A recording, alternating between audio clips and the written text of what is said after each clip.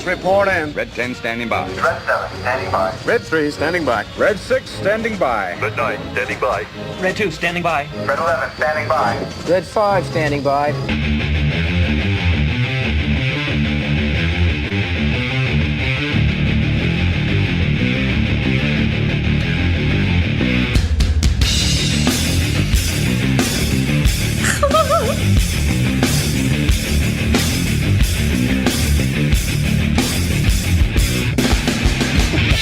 Yeah, please do. Throw me some money.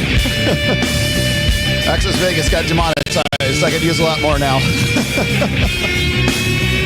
Such as it is. Oh boy. You guys like this thumbnail? I can't say that I actually just kind of sourced this. I didn't actually create this. Just thought it was so perfect. You guys ready to find out why girls love older guys? This sounds like cope, Rolo. This sounds like cope. This sounds like you're trying to be something you're not.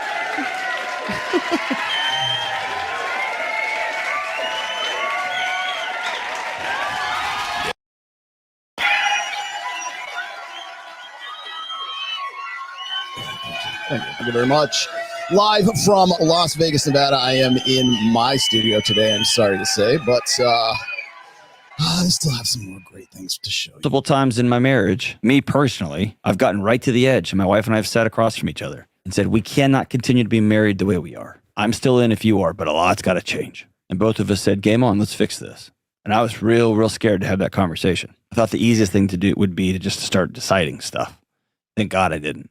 And if you sit down and she says, well, actually, I've been seeing somebody, or actually, I haven't wanted to be married to you for a long time, or actually, all you're doing is revealing what is already felt inside that house in everybody's bones.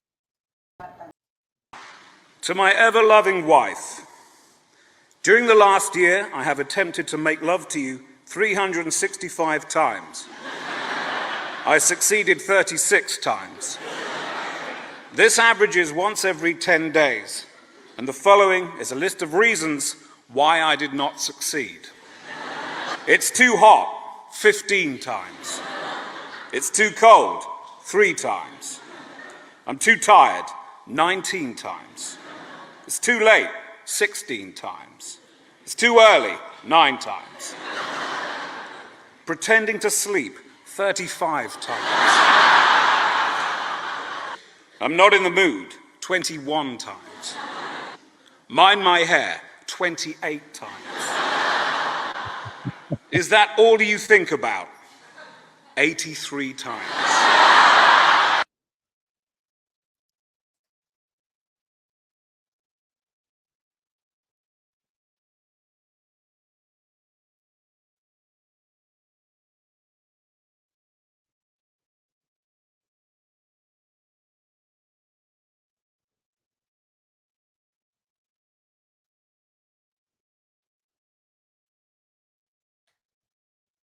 Ain't nobody got time for that.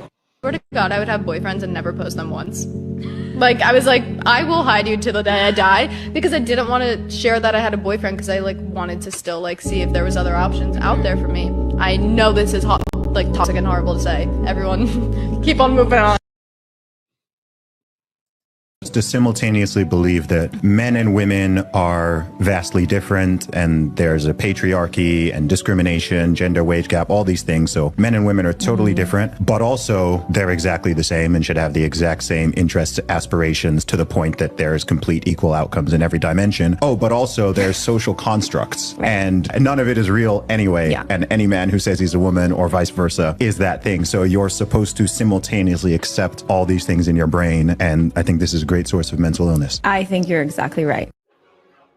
Dating, there was a time where I ended up being pregnant. Not with him, of course, but not by him. I ended up pregnant. I was like, okay, I don't know what to do. So then I ended up getting an abortion by myself, and it was the most horrible visit I've ever done. That moment where I was like, how did I get here? Like, I had this beautiful, wonderful man of God. I am pregnant and I have this abortion. I'm doing all this in secret. It was so heavy that I had to tell him. And when I tell him this last time, he's gonna break up with me. I broke his heart like 8 times. And then this is the last time. I'm like, there's no way he wants me back, ever. And then so we talk, and he said, well, did you ask God for forgiveness? I'm like, I did. Did you forgive yourself? I'm like, I don't know. Well,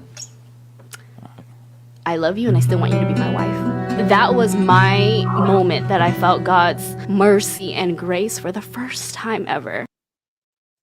And what do you do? I'm Sophia Locke and I do adult film. And how about for you? I'm Charlie and I'm a content creator and I do OnlyFans.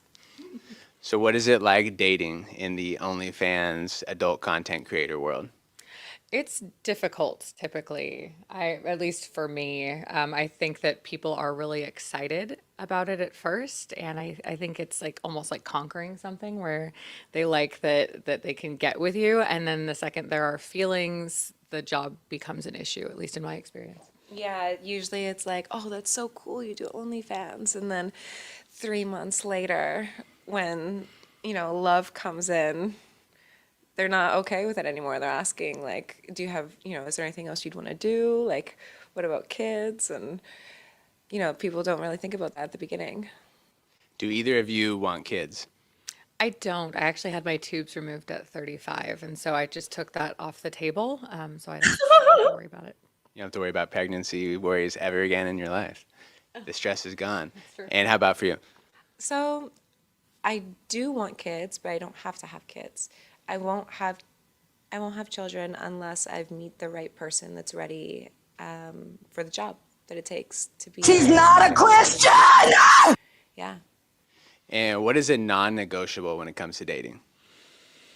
So I just require transparency, just honesty. Like I know, like people have feelings. I know people have insecurities. I just can't take being lied to. That's mine. Yeah, nobody likes being lied to. It's a bad feeling. Yeah, lying is big. A non-negotiable. I think it's really important to have a partner that is very uplifting, very open, and someone who, you know, you just feel like your best self. Like, who am I with you? Like, I want to be with someone who I'm happy in myself and just chill. And that's really important. Kindness. Guilty! I love that. Guilty! All the good men gone? A girl on TikTok went viral for asking this question, so please take a listen. There is a serious shortage of attractive, eligible, mentally stable, emotionally available men. We need to get a search party together, figure out what has happened, where have they gone. And at first, I agreed with this girl because men are less masculine than ever, testosterone levels are plummeting. However, there's another side to this. A lot of women are allowing and encouraging men to treat them like trash, like this girl. I just got home to 2 different floor arrangements from 2 different guys. Is either one of them from the guy that I slept with and told all my friends about? No! So, be honest with yourself. Are you really interested in the good men, or are you hooking up with the not-so-good men for temporary validation? Technical ability, and then there's you. And the heart. You are the heart of what you're doing.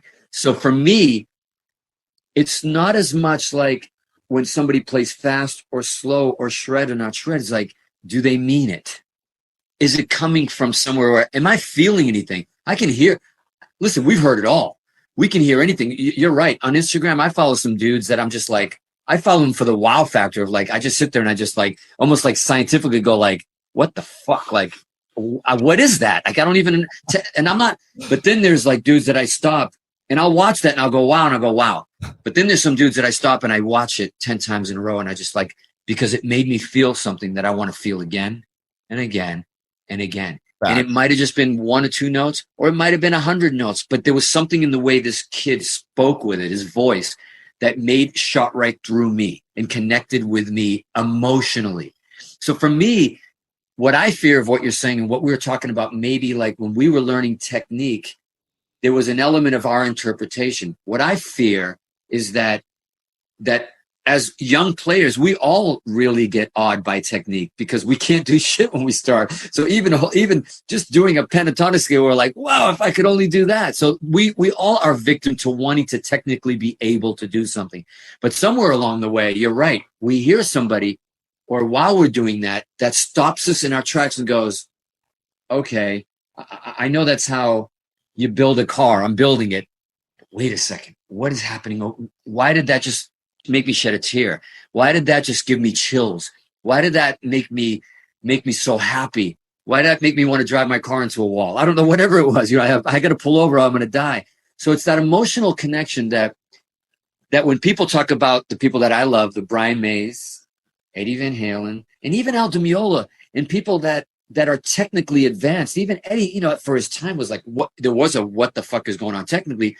But when you really break down Eddie and listen to it, it was his band. It was his rhythm playing for me. It was what it made me feel like. And even the way he bent a note went right through me, where I watch people play an Eddie solo maybe better than him. But it's not the same because only he could speak that way and make it go through me. There you go. It's not a show if I don't put Nuno Betancourt in there for once or twice. Yeah. No, this is not a gold record. What the hell? What do you think? That is not going. I wish it was a gold record, a platinum record. I'm glad you have such faith in me. My goodness, thank you very much for your vote of confidence there. Ladies and gentlemen, boys and girls, it's time once again. Oh, wait. I think I got this. There. Hello there, children. How's it going? There we go. Yeah. No, I throw every now and then I'll throw in like Nuno Betancourt or like it's weird to me because there's a couple of guys that I follow. Like Nuno's one. I love Nuno. I've been watching him. He has some like really good like positive messages. I mean, I thought this was interesting at the end, anyways, because when he was talking, he was just doing this kind of like I want to say it was like an Instagram live or something like that. And Nuno's very like accessible. He's a really good dude. But like I love when he starts talking about like the difference between like feeling something when you're playing and like the technical ability. And I feel like that, sorry, merch, but I feel like that is like something that is applicable like almost universally. Like if you're an artist in some way, there's the technical aspect of it. Like you can be a very, like I consider myself a very good, professional musician, but if all you're doing is just, repeating what other people have done, then you're not innovating. You're not doing anything. You're not, he can make it sound like it's an emotional appeal kind of thing. I get it. But it reminded me of something that I said one time. I think it was when I was on with Fresh and Fit in the early days. And I went on with Hotep Jesus. And it was one of those shows, right? And thank you, Ursula. I love you too. Yes. Would you like me to do Most Muscular? So I remember hanging out with Hotep, and Hotep and I, like, we connect on a different level. Like I know what he's doing, right? And he knows what I'm doing. And we have this sort of innate understanding of like the technical side of things when it comes to like, well, I mean, we're broadcasting and doing podcasts and that kind of stuff.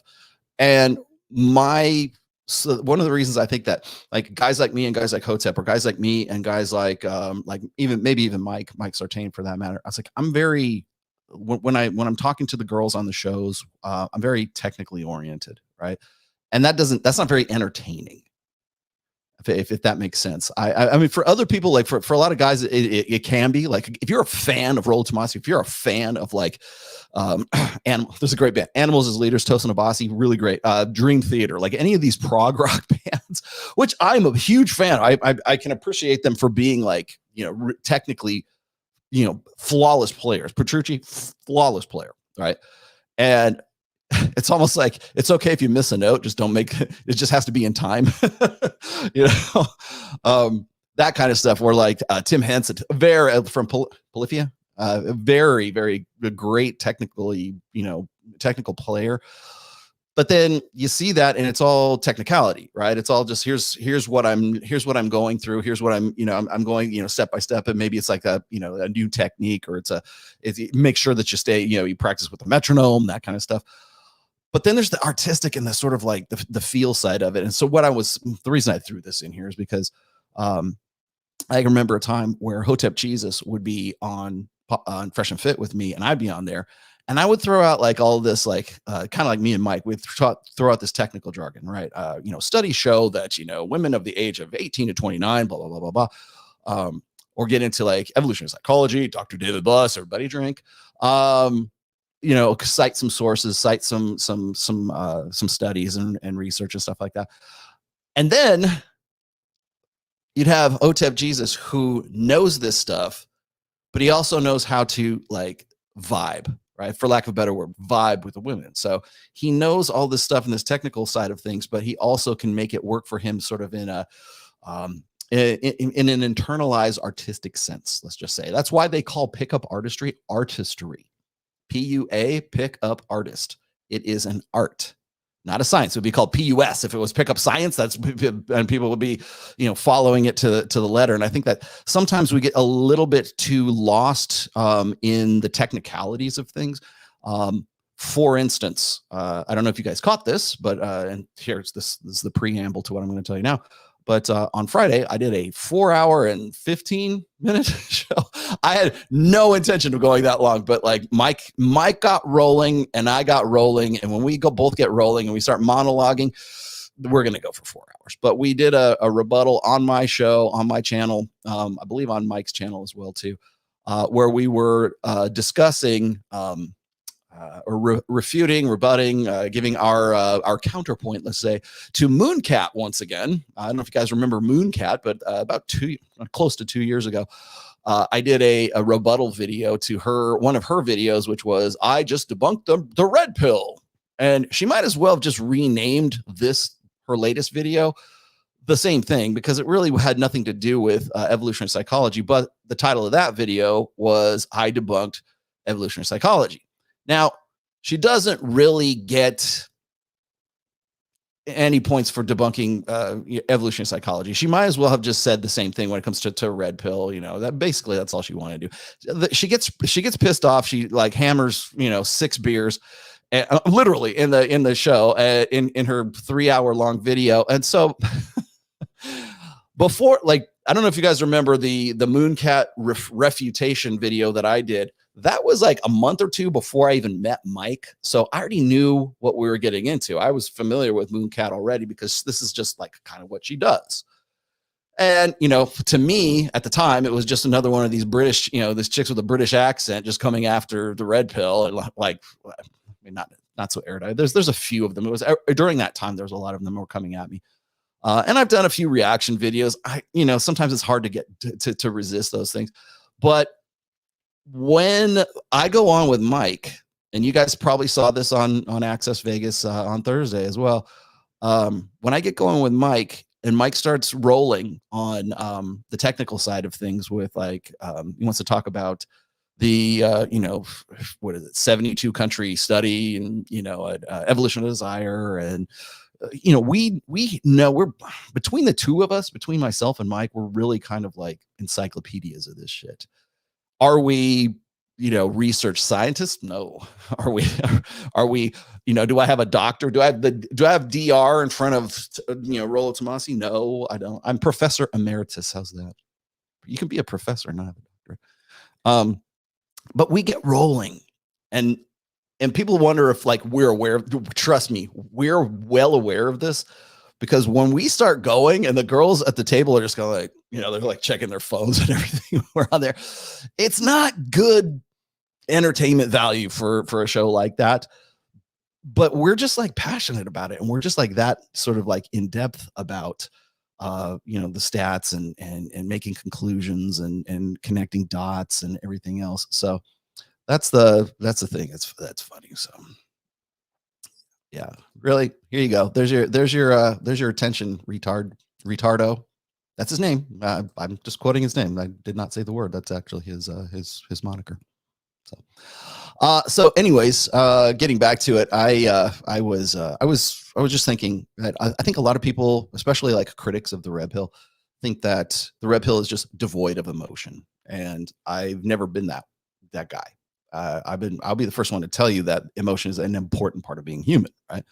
I have also discussed in great detail in several of my books and God knows how many different essays. I came up with I'd like to think I did, or maybe I did, came up with the concept of instinct, emotion, and reason, really, which is the sort of the triune mind theory, which I think really needs to be reviewed these days.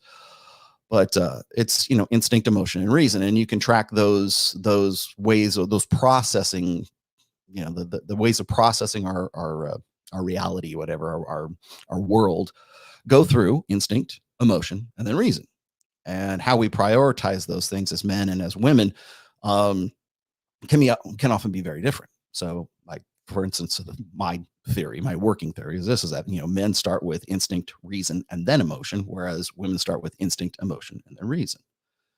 And when you start getting really super technical, when men start using the language of masculinity, like the way men and women, of course, speak different languages, right? Women speak the language of emotion; that's their native tongue, and for men, it's usually the information based. It's content based, whereas for women, it's context based. How did the conversation make her feel versus how did what's the information, what's the content? Men are information based when it comes to conversing with other men, and that's our sort of our native tongue. And it's not that we can't attempt to, when often badly attempt to speak the language of women also, by the way, when they've exhausted all options, will revert to sort of this blunt, you know, male language, which is, you know, get away from me, you creep, you know, we don't want any mistakes to be made. Like, let me be clear, stay away from me. Or if she raises her voice or she starts speaking in like no uncertain terms, and she's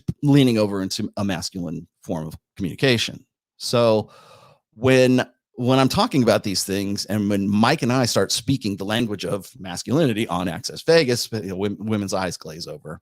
And so there always has to be this sort of like fine balance between like the entertainment value of it and the technical value of it. And I think we're doing a pretty good job, but I think we could probably do a little bit better. Simply because you know, digging deep into the studies and the research and surveys and everything else, sometimes it can be really dry stuff. I'm glad you guys aren't like that. Sometimes I try to do I'm trying to do more nuts and bolts stuff lately, because I have come to the conclusion that in the present state of the manosphere and the present state of the red pill, that there is a distinct lack of this kind of stuff.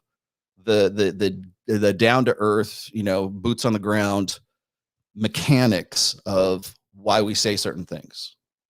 That you know, brings me to the point that I'm also writing my next installment. I don't know, man. I'll let you guys decide if I should do this or not. But like, I think I might add one more book to the Rational Male series. Okay, all right. But it'll be maxims, and it'll be exploring why we say the certain things. Because a lot of people think that a lot of the stuff that, like, the sort of the jingoisms that we use in the manosphere or even the manosphere is a jingoism, right? That we don't know what the fuck we're talking about. Like, oh, that's so cringe. That's so corny. When did fucking corny become a word? But the idea is this: is that we use things like, you know, just common vernacular. Like, we'll say, you know what, you know, women break rules for alphas and they make rules for betas. That's a maxim, right? Where did they come up with that? These guys are insane. Okay, well, I'm going to write a book explaining each one of these maxims as best I can and go through these maxims. So there will be no confusion in 2025 when the next Pearl Davis or the next Fresh and Fit or the next God knows whoever decides that there's this new thing and it's called the manosphere. Let's all get into it, guys, because suddenly everything that was bad is now good, and everybody who pivoted to social issues and politics and religion and everything else will suddenly want to rekindle their interest in the more, let's say technical aspect, but the reasoning, the dot connecting of why we do what we do, why we say what we say. And I think it can be a little bit intimidating for guys who are just newly coming into this. So I feel like I need to do that book just as a sort of an explanation. I kind of tried to do that with Player's Handbook, but it was more geared towards game than it really was about, like, just sort of like the commonalities in the sayings and stuff like that, and explaining those things. Because one of these things that I constantly get run up the flagpole for, there it is, just recently, and I think I did this show about 3 weeks ago, where Mac and Murphy was coming at me for for this. Oh, where it is? For this. My infamous graph, which, by the way, made its Substack debut just yesterday. If you're not on my mailing list, why not? If you're not subscribing to me on Substack, why the fuck not? I talked about this in my most recent post, which is titled "Why Young Women Love Older Men." And yeah, that was bait. We're gonna. That's actually the topic of today's post, or today's show, and I'm going to do a deep dive into this. I've once in a while when I cover a topic on Substack, and by the way, I'm still a writer primarily. I'm still an author. Okay. And I've been kind of digging back into that. I'm writing much more regularly these days. I really need to add some free stuff, I guess, to the Rational Male, to my blog. My subscription site, of course, is on Substack. And if you haven't already, you should probably subscribe. If you want to, in the description, you'll see, I think it's like the third link down or the second link down. But anyways, subscribe to the Rational Male Substack, please. And then, by the way, for the price of, 2 cups of coffee? Oh, no, how much is a cup of coffee these days? But my base on my monthly is like $10, right? If you want a yearly, I cut you a break. It's like $90, right? So you get 2 months for free. 2 months of me for free. And there's a lot of stuff going on Substack too, by the way. It's not just writing. They're opening things up for video, live chats and things like that. Also, if you are looking for like one-on-one counseling, I do that. But if you don't need some sort of long-term commitment or long-term, consulting in some way, and you just have a one-off question, well, you can always give me a super chat here on the show. But if you want to have a direct conversation with me, you can also go through Monect, which I am now a part of. Also, I think it's the third link down in the description right there. And there's 3 tiers to it. One of them is just like, you just got a question, I'll text you back, right? I'll type you back. Then there's the next level. I think it's like $35. I just went with what the defaults were, so don't sue me. The next one is, I believe it's a video response, and that's so if you ask me a question, you type it out and then I'll give you your video response. And then there is direct one-on-one video conferencing. That's at the top tier of all that, but you can find out all that and more at Monect, and just download the app and you can contact me directly. I did that because I think a lot of people think I don't want to have some sort of like long-term like contract thing going on with Rollo, because I'm not cheap when it comes to my one-on-one stuff. I'll be honest. I mean, I wouldn't think I was. Maybe I am, but I don't think I am. But if you just have like one pressing question or something like that, Monect's the way to go. I also have a $200 tier, a $200 monthly tier on Patreon, which is also in the description there. And on that, I do a 2-hour Zoom conference with a group of guys. So it's more like I think we're up to 6 or 8 right now. I closed that out at 25, or I was going to anyways. But I think we've had as many as 15, and we have had as few as like 6 or 8, somewhere around there. So it's also like, if you want to have that conversation, you're looking for a tribe of some sorts, check that out as well. So I wrote this essay. I'm an essayist. Am I really an essayist? Oops, I gotta pull this out of here. There we go. I think maybe I'll dig into this a bit. I want to give you a little bit of background for why I'm doing this. As I said, and this was sort of the inspiration for this Substack post as well. I did this because once again I got called to the carpet for my infamous graph. And by the way, I published this graph originally in 2012, and I will tell you the background to this, because this was in the blog years for the Rational Male blog, which is on WordPress, right? And I did this, and people just either loved it, like people were too happy about it, or they were too pissed off about it. And the people who were pissed off about it were like, where's your sources? Cite your sources, young man. Show me where this is. Show me how you came to how did you solve this equation? How do you know that the peak years for women is 23 years old? And how do you know that the peak years for men is 37, 38 years old? Because people just did not want to. And it's not just, I'm sorry, Mac. I'm not throwing rocks at Mac and Murphy because he's just one of a lot. He's just the last in a line of hundreds of people who have had the same criticisms of this. And I have to give you a little bit of background of this because this sort of forms the basis of the essay that I'm going to read to you today. It's when I popped this out, it was as it was like a mock graduation address, as I was called, a commencement speech, because I think it came out in May of 2012, and I had a bunch of guys who were following me who were saying, "Hey man, I'm graduating college, Rolo, and I really wish you could give the commencement speech at such and such university," right? Which we all knew was never going to happen. But so I thought, what the fuck? I'll just go and I'll write an essay that is a mock commencement speech. And that's actually where this came from. And so I was trying to educate the next generation, let's say, going off into the world, and to give them a little bit of, Thomasian advice before they, went off into the wide world, right? Not unlike a certain football player, is he the kicker? Who was just talking, trying to lay down some real shit recently at another commencement speech.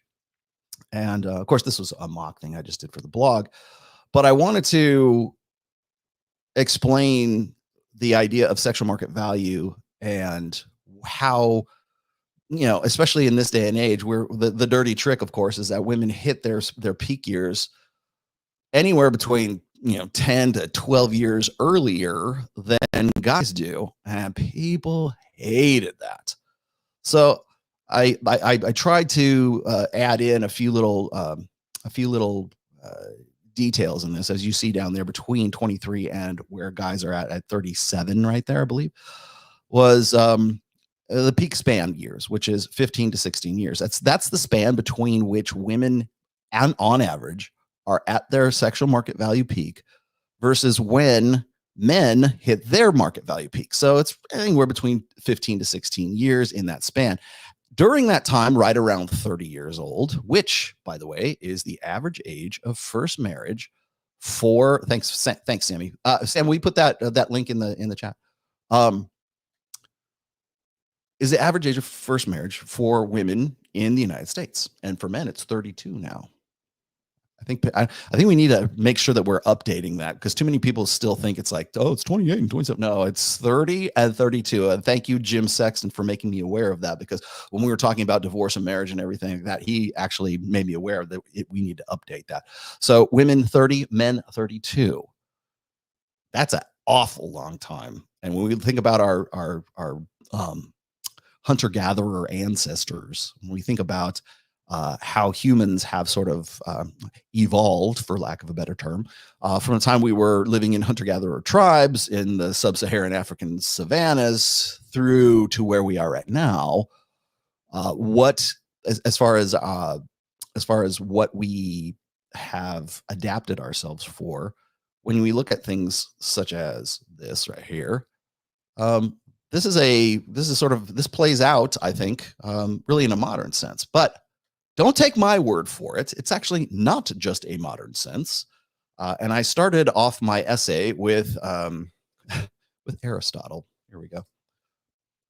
Aristotle: women should marry when they are about 18 years of age, and men at 7 and 30. Then they are in the prime of life, and the decline in the powers of both will coincide, not unlike this graph right here. Now, that's Aristotle giving you guys dating advice. Ladies, 18. Guys, 37.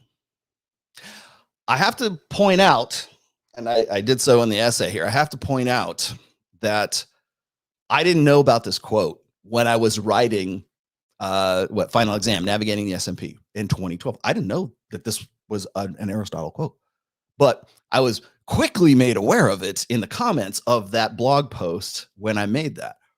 So if the wise men of antiquity knew something about it. Well, perhaps other people did too. Perhaps there's something to this. So without further ado, I'm going to just dig. I've got, well, don't worry, we've got some videos, we've got some other shit to take care of here too. But at the risk of glossing myself further here, I'm going to share this screen. And this is from my Substack. Please go ahead and subscribe today. There we go. Look at my smiling mug. Look at my AI avatar right there. You know what? Let's go full screen. There we go. Okay. Why young men love older women. Okay. If you thought today's thumbnail was great, wait till you get a load of this. Yeah. Thanks, Red Pill Luffy, for the AI art for this one. Yes, my clickbait skills are transferring over to Substack these days. Okay, now I'm going to give you the entire quote of Aristotle there that I just gave you momentarily ago. Therefore, it is fitting for the women to be married at about the age of 18, and then men at the age at 37 or a little before. If for that will give long enough for the union to take place and their bodily vigor, keep that in mind, bodily vigor, at its prime, and for it to arrive with a convenient coincidence of dates at the time when procreation ceases. So Aristotle, by the way, and that came from his book Politics, book 7, section yada yada yada. Actually, I'm trying to be as precise as I can, especially in my writing these days. So after I published my now infamous sexual market value graph in an essay titled Final Exam, Navigating the S&P, several commenters on my blog, The Rational Male, quoted this stanza.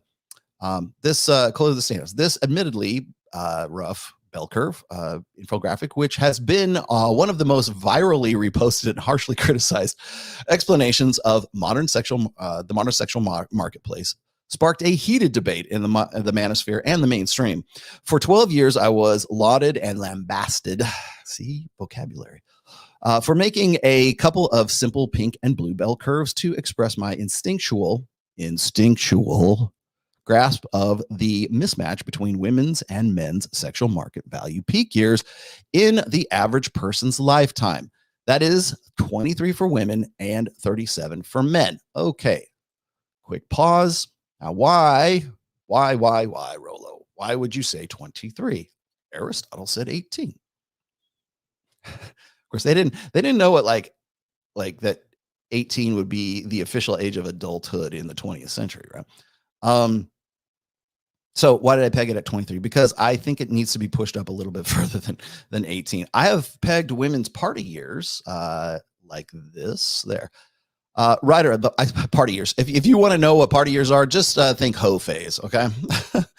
So if you're wondering where this timeline comes from, it comes from my second book, which is The Rational Male Preventative Medicine. And again, likewise, I wrote that book to sort of help guys know what's coming. Like, I had too many guys telling me, oh, Rolo, I wish I would have known this stuff back when I was younger, so I wouldn't have made these decisions. I wouldn't have got married. I wouldn't have gotten to here. I would have changed careers. I wouldn't have majored in this. I wouldn't have gone to that college. I wouldn't have followed her off to Timbuktu. And so I'm like, that sounds like a book. So that's what I did. And I wrote the book that I thought everybody would want to read. And I thought, actually, I think that's kind of like the sleeper hit of the series. Honestly, it's the shortest book that I've written, but it packs a lot of information into a very tight package there. But anyways, if you look at this, I peg this, 18. If you look at 18 to say like 28, that's really kind of the party years or hoe phase, if you prefer.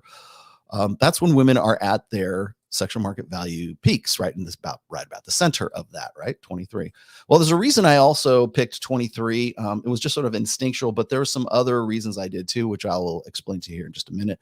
But not the least of which is right around, I think, 2013, 2014, Dataclysm was released or was published. Dataclysm is an aggregate book collected by Match.com, OkCupid, and the dating sites that were going on. Now, it was interesting because that book was one of the first books that was collecting data that we never had before, and then turning it into something that, into a book and something useful, right? I don't think enough people really appreciate our quantitative stat records or recording ability, let's just say, that has nothing to do with self-reporting, has nothing to do with qualitative research. It's quantitative research, meaning it's numbers. It's hard data. Okay, so when Pornhub, the blog, not the porn site, when Pornhub, the blog, releases their stats for the previous year for what people all around the world, but focusing primarily on the U.S., search for when it comes to pornography, and by demographic, by age, by race, by sex, not saying gender, sex, sex and gender, and then by orientation, we keep, I would say, for at least the last decade, maybe 12 years now. I don't know when Pornhub came out. But dataclism was an aggregate of the preferences and the dating habits, let's just say, of whoever was using the site. Right? They also keep very meticulous records of, like, say, like Ashley Madison. I think that when people don't realize that, like, I mean, Tinder, all the rest of these, we've kind of moved on to dating apps right now, but even as far back as like eHarmony and OkCupid and Match.com, which, by the way, I believe Match owns Tinder.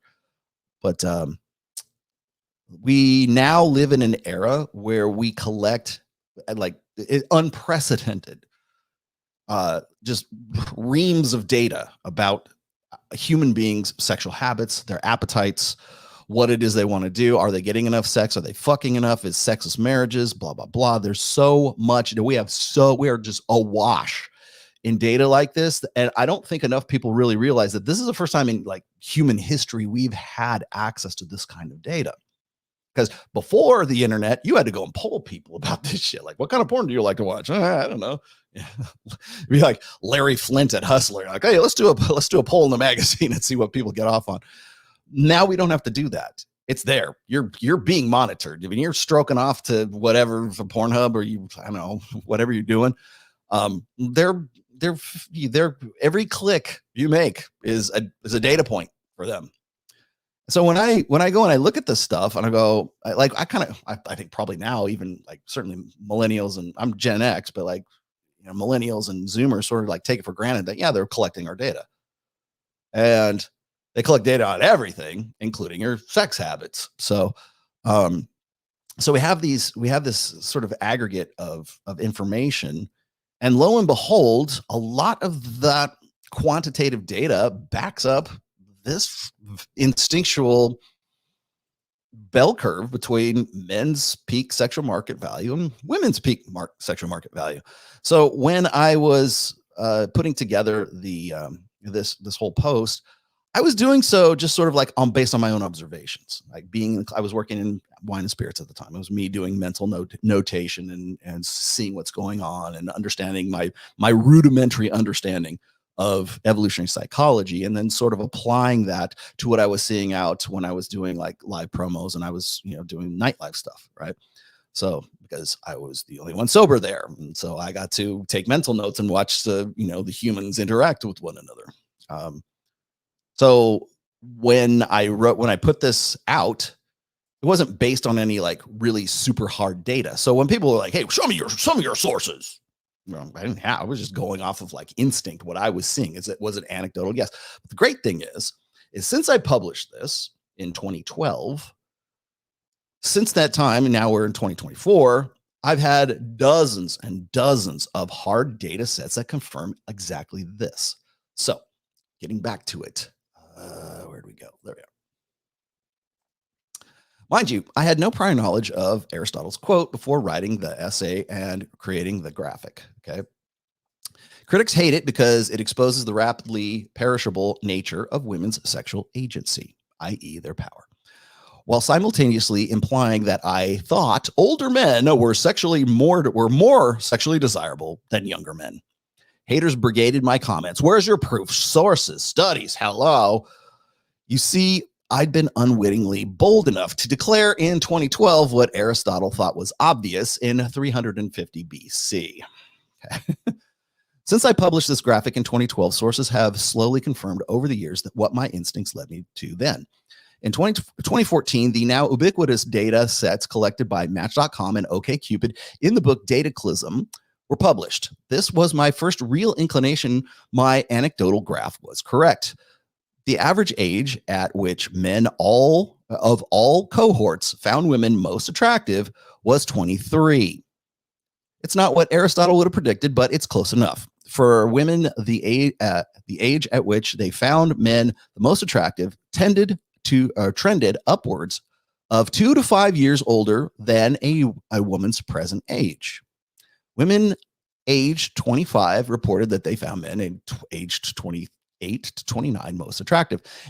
At 30, women found men between 33 and 35 most attractive. So there you got it right there. Let me now put this up so you get a better look at it. And I forget where I pulled this from. There you go. Ages apart. This is from the Dataclism stuff. This is a better plot than the other one. There's another plot that was right there. So if you're looking at like the most attractive age of woman to man, and the most attractive age of man to man. So they're really kind of, if people want to know, well, why did you say 23? Well, I mean, you've got as high as 24. You guys from 28 to 20 to 36, it's 20, 20, 20, 20, 20, 20, 20, which is kind of funny because when I got guys who are telling me that they're hitting their stride at 35, 36, 37 years old, they're like, I want to get with they want to get with a woman who's in their 20s, right? And if they played their cards right and they maximize their potential, then yeah, that's something that's a little bit more realistic for them to do. So with that in mind, this was one data plot set that I thought was good confirmation. Of course, I crow like a fucking spring chicken rooster when this comes out, and everybody wants to shit all over and say, "Oh, that's old data." Blah, blah, blah. Okay, well, there's a lot more that's coming up here. But before I do, let's get to these real quick. Ace, I thought this was good. Ace, we need you to do a full show on why guys need to get jacked. Really? That'd be a very short show, because honestly, it's been the most important part of my red pill awareness. Would you like me to do a looks show, a lifting and looks show? Oh my goodness, thank you, Trader SC. Trader SC, if you're not following this dude on Twitter for your crypto information, he is like between Trader SC and Miguel from my business partner, Miguel. That's where those are my two most trusted voices when it comes to crypto. So please, thank you, Trey. Oh, and then go buy more Kittenheimer. Kittenheimer. Okay, Rational Trucker. You know what? Hell, why not? Get a 50 and above. We'll get to the Don DeMarco today. I thought the thumbnail was my older sister and her 27-year-old senior husband. I sometimes hear my name called out loud at night since his name is Danny too. God. Ew. Well, okay. Is that what you wanted? You really wanted this, didn't you? It's nasty. Okay, there you go. I dig the younger women, but not the same as my sister. Great. There you go. Very funny. Rolo, give me the skinny. Why do younger women prefer older men? We're getting there. We're getting to that point. You're going to see. All right. Why is it trending that way? Coming up next, 3 Diglets.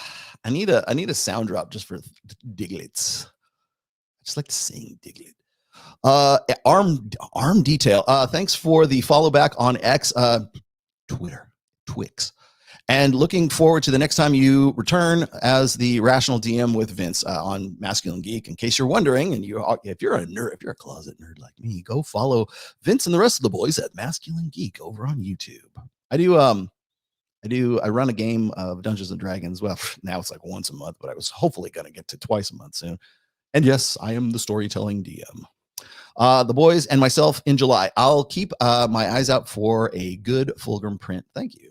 Please do. Fulgrim, the Primarch of the Emperor's Children.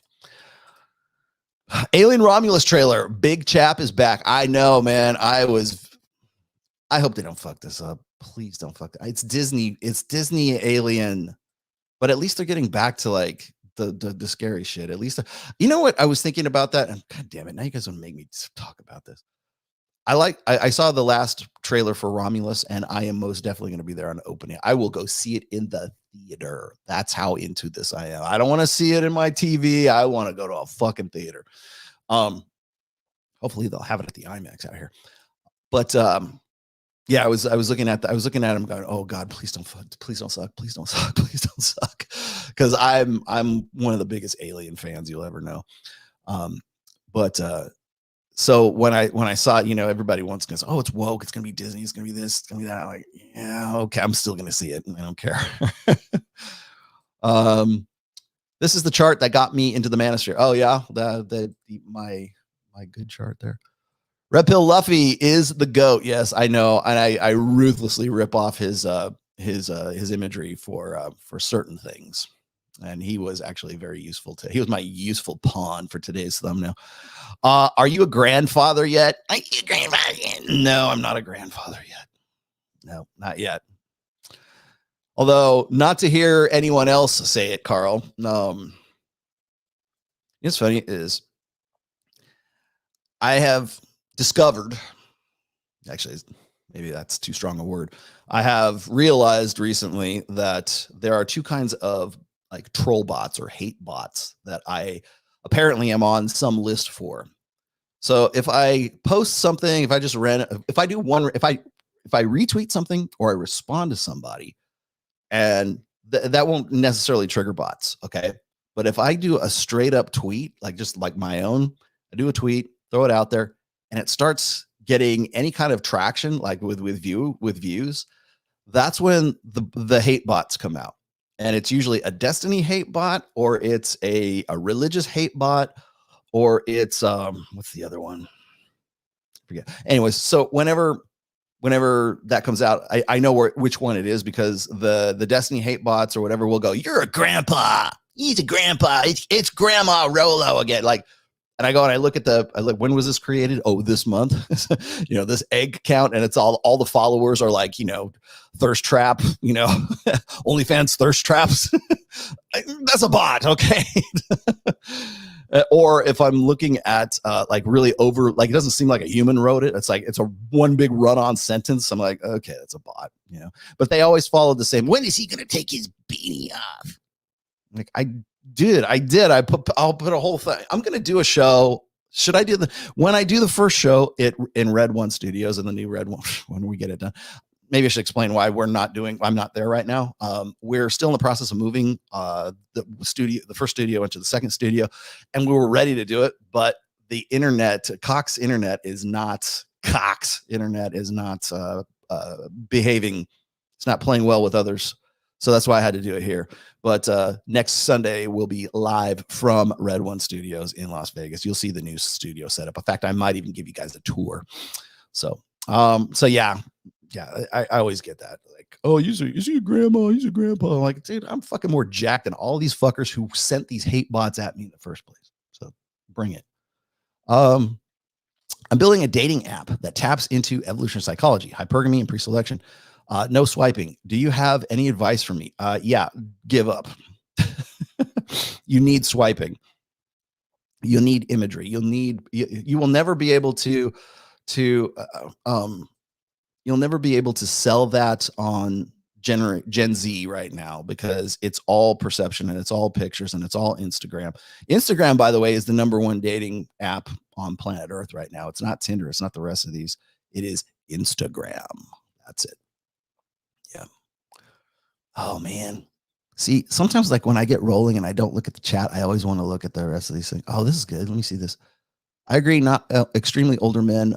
Those of us in Gen X who are in the 40s and 50s, mostly 50s, we have our life and finances in order, and those of us who stay in shape and go to the gym still rise up. Yeah, we're getting to that section next. Here, let me put this back in. Okay, coming back around. Let's go back around the horn again. According to Dataclysm stats, women's age coincided with men's attractiveness age by more than 2 to 5 years. I remember comparing this with other surveys I'd read asking women which age they thought would be ideal for a man to marry, between 3 to 7 years older than themselves for first marriages. So when you hear me say 3 to 7, that's where this is coming from.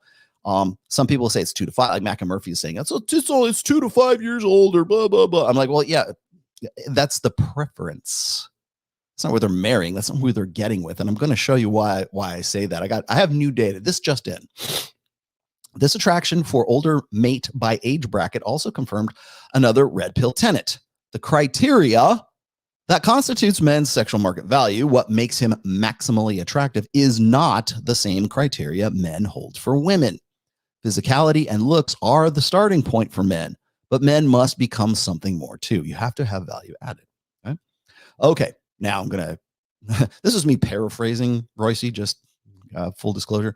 Women have a 436 bullet point checklist for their intimate approval. A man must be in peak physical condition, humorous, generous, affluent, high status, respected, dominant, intelligent, ambitious, kind, family-oriented, monogamous, loyal, likes dogs, loves his mother, wants kids, etc. And the list goes on. Men's list consists of 2 items. She's got to be hot and she's got to be available. That's it. Okay, so that's what I was getting at in this part here. So that's what I was getting at.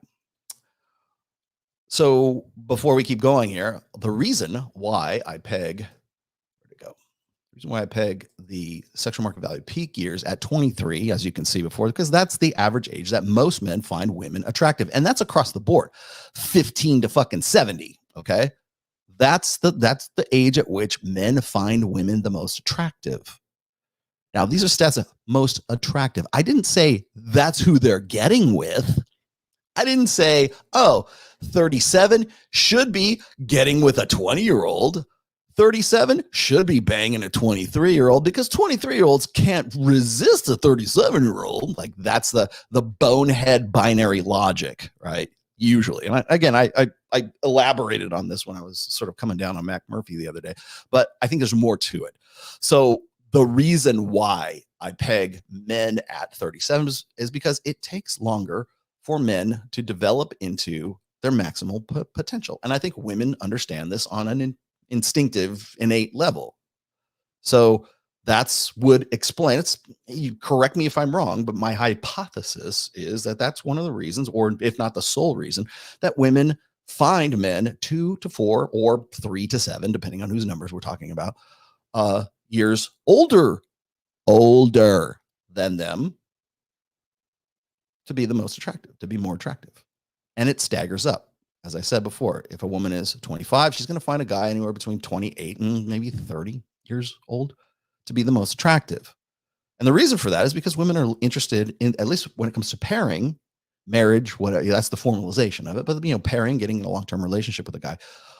And by the way, I don't want to emphasize that too much these days, because I think it's overemphasized. People look at long-term pairing, long-term relationship, usually marriage, usually like pair bonding, monogamy, the soulmate, whatever it is. They look at that as a goal state. That's never going to, when I'm looking at sexual strategies, when I'm looking at innate proclivities of men and women when it comes to our sexual strategies being adversarial to one another, when I'm looking at the evidence and when I'm looking at the nature of men and women, I'm not doing it from the perspective of, well, they should all get together and have 3 kids and babies and a golden retriever in the front yard and a nice station wagon and, leave it to Beaverland. That's not what anybody who is using long-term commitment, long-term monogamy, marriage, whatever, family, anyone who is using that as a criteria, as a metric for what they think ought to be men and women's innate sexual strategies is selling you something. And usually it's a dating site. Usually it's like, oh, we've done the work. We've done our homework and we can find your soulmate, just like fucking eHarmony used to say, right? We've done this, 39-point checklist, and we're going to find the soulmate you've been looking for. It's just this century or this decade's version of that. But anyone who's using long-term monogamy as their metric for a sexual strategy. Now, I'm not coming down on that. I'm not saying that maybe shouldn't be the goal for people. And maybe it should, maybe it shouldn't. I'm just saying that it is an error to determine what a woman's sexual strategy is and what a man's sexual strategy is based solely on whether or not that strategy is going to make them get together and have babies. Because sex is proximate, reproduction is ultimate. And until these smart sons of bitches who've been gatekeeping evolutionary psychology because they hate the red pill so fucking much, until they can accept that, anything that comes out of their mouth is horseshit. They have an agenda behind it. There is a belief, there's an underlying implicit bias that is based on an ideology, that's based on a belief set. And usually that belief set is whatever the zeitgeist is of the fucking time, which of course now is, let's have more Christian white babies. Let's have more nuclear. We got to get back to the nuclear family. That's a noble goal. We got to save the West and we got to up the fertility rate. Great. Completely separate from dual mating strategy or strategic pluralism theory, or God forbid, even mate switching hypothesis, right? It's entirely separate. God damn it, man. Like the thing that kills me is like, well, why do you want to fuck that girl? Well, that's the where we're trying to figure out what resolve a proximate problem, not an ultimate problem. Why do women want to get with Chad Thundercock? Why do women want to get with a guy who has dark triad features? Why do more muscular men report having more sex and more reproductive opportunities? That's approximate, question. That's approximate, problem to solve. We're not saying how do they reproduce? Well, they'll get to that point, but to understand strategy, you have to figure out what the proximate goal is, not what the ultimate goal is, because we already know what the ultimate goal is. It's reproduction. Thank you. End of story. That's how I know, like, when guys are like grifting. That's when I know, like, especially the guys who are like, I'm calling like the gatekeepers of fucking evolutionary psychology. And by the way, I thought it was interesting. And just as an aside here, when Mike Sartain hits me up to do a expose or a 4-hour detailed breakdown of how Mooncat is just absolutely 100% full of shit in everything she's done. It was, by the way, people saying that was kind of worthless, Rollo. Why would you even bother with this dumb bitch? I agree. I fucking agree. But sometimes you got to make an example of people. Sometimes you just have to fucking say, what the fuck, and go and dig in. So that's what we did. But these are the people, like, why is it that it's me and Mike? So I don't have a doctorate in evolutionary psychology. I'm not a therapist. I have a degree. I have a bachelor's degree in behavioral psychology, behaviorism, because they weren't offering fucking evolutionary psychology at UNR when I was going there. And I have a degree in a bachelor's in fine arts. Thank you. See, technical and emotional. Why am I the one that's doing this defense? Where the fuck is Mac and Murphy? Where the fuck is like Alex from Dateside? Where the fuck is Alex or Will Costello? Where's Rob Henderson? Where's Steve Stewart Williams? Right? Those are the guys who should have jumped at it, but no. No, leave it to those pickup artist guys on fucking Access Vegas who have the fucking jet screaming hootie queens on their show. Yeah. I would think for all the gatekeeping and all of the shit slinging that these guys do at the Red Pill, I would think that would be the first thing they would have done. But no, me and Mike first to the draw once again. Anyways, let me get back to that. Here we go. So this has been the man. Okay, so I just went through the 436 bullet point checklist. In case you were wondering because I've said this on several occasions, women have a 436 bullet point checklist to want to get with somebody in the long term, right? You will always find that women's criteria for men will always be way, way more than men's criteria for women. Men will put up with anything. As long as a pussy's good and as long as she's available and not as long as she fucks like a porn star, that covers a multitude of sins for women. Okay. And I'm not talking about you, alpha guy. I'm not talking about you, guy. You're who's too cool and too smart and too wise to do these things. I'm talking about the average 80%er guy. Okay. Once that guy gets a sniff of pussy, man, that's all it takes. And that's why I laugh when people say, "Oh, Rollo, how did you vet your wife?" I didn't. I vetted myself first. Right. And it's like, I think it's laughable when people say, we really, that girl, the pasty white girl, what's her fucking name? Cause I was just literally on her show. She's on Tenet Media with Tim Pool. She's a really cool chick too. But like, I mean, she's like, she gets into it about like, oh, there's no good men left. They're all masculine, they're all weesh, right? They're all manginas, whatever we're going to call it.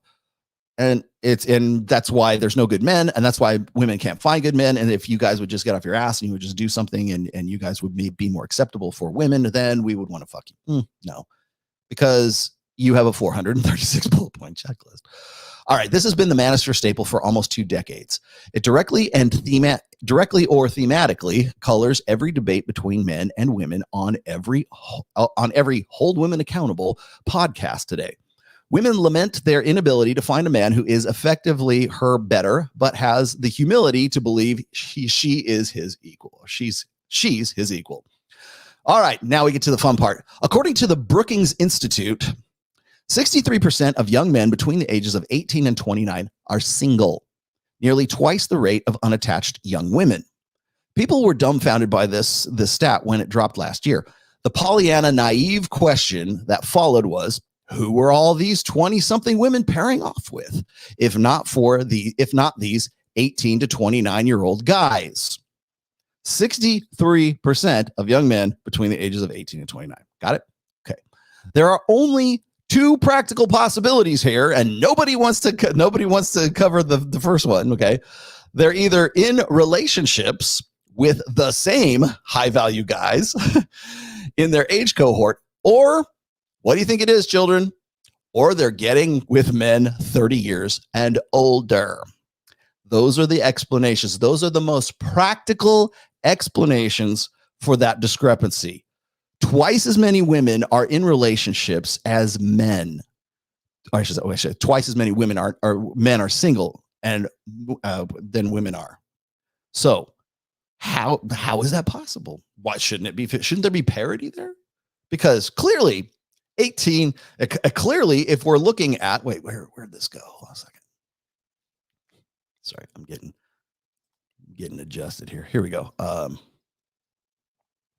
Clearly, if this chart on the left-hand side is correct, then that would mean that these women would be getting with a guy who is pretty much the same age as they are. But we find, and by the way, not we find, the Brookings Institute, liberal think tank, the Brookings Institute is putting this data out. Not the Red Pill, not the gatekeepers of evolutionary psychology, the fucking Brookings Institute. And thank you. A big shout out to Dr. Richard Reeves, who is in the process of swallowing the red pill. Sooner or later, he will. However, we still, the gatekeepers of fucking evolutionary psychology want to say that, oh no, it's the chart on the left side, which is of course, if you've seen Math, if you want to know where he picked up a lot of his graphics, this is where it came from. That's the assortative mating theory, which, by the way, might have had some validity to it prior to the sexual revolution, prior to hormonal birth control. Once hormonal birth control was on the scene and popularized in 1965-ish, that's when we started migrating over to the hypergamy model on the right-hand side here. Okay.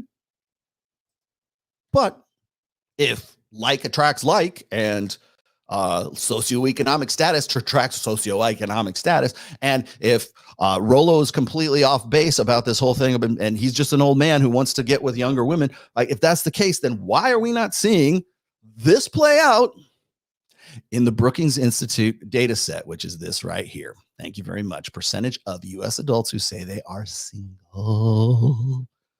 Got it? 63%. Holy Mary, Mother of God. But look, that drops to 25% at age 30, right? Why?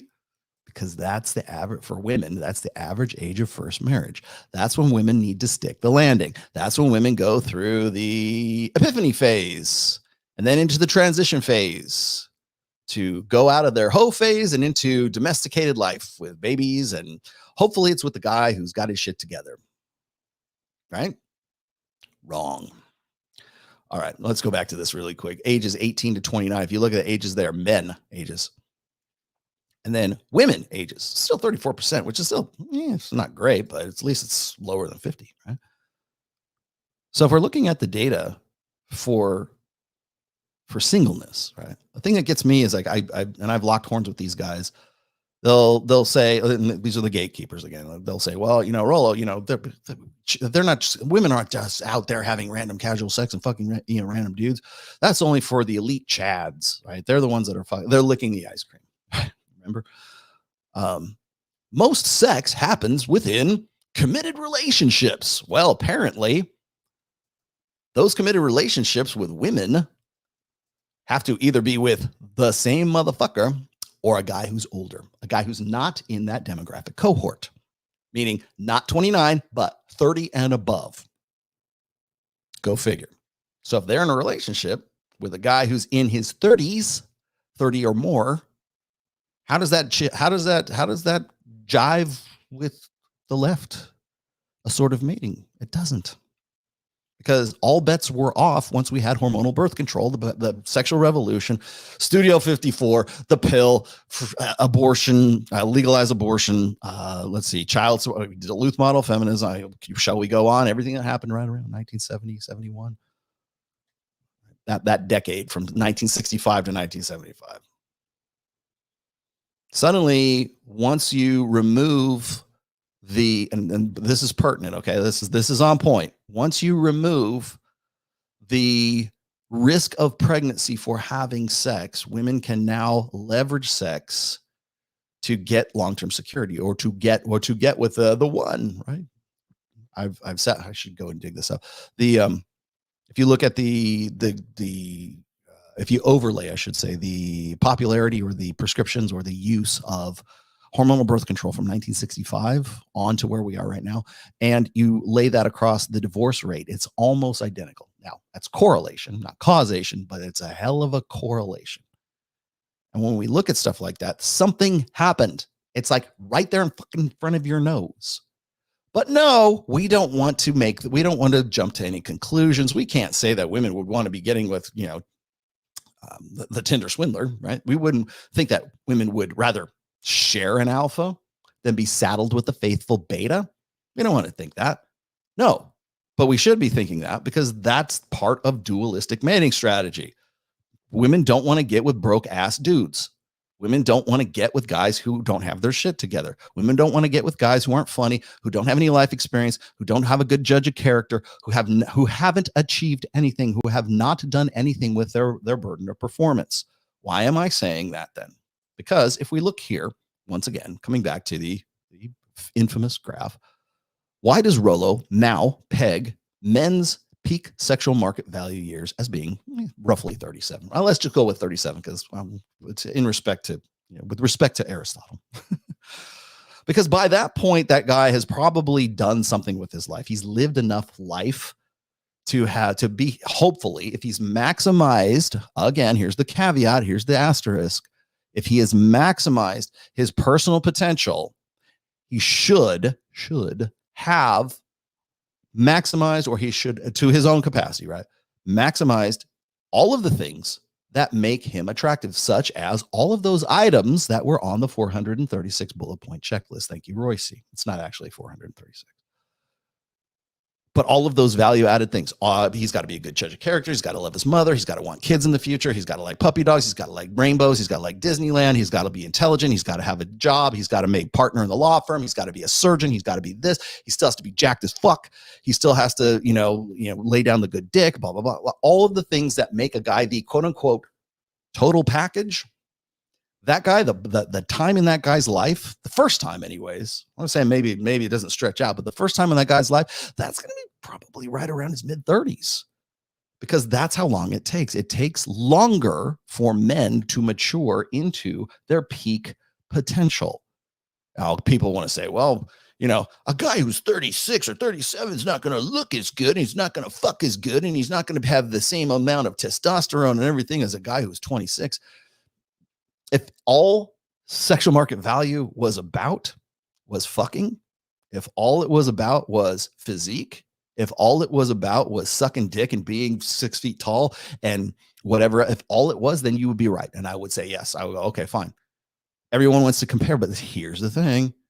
Women don't, they have a 436 bullet point checklist. What makes a man maximally attractive to women is not the same thing that makes women maximally attractive to men. That's why I peg it for women at 23 and men at 37. And probably the same reason why Aristotle did back in 300 BC or 350 BC in politics. So, getting back to it. Don't worry, I will get to super chats in just a minute. Okay, according to the Brookings Institute, we got that. Okay. Okay. Keep in mind that in a relationship, because remember we're saying in a relationship in the stats, is not necessarily married. The current marriage rate is the lowest in recorded history, and the average age of first marriage in the United States is 30 for women and 32 for men, both outside this study's age cohort. My money is on the older men explanation. By and large, women have priced themselves out of their age demographic in the sexual marketplace. Thank you, Aaron Clary, for this. Combine these market pressures with women's innate preference for older men, and solving the mystery is not complicated. On some level of consciousness, women innately understand that it takes longer for men to develop into their peak potential.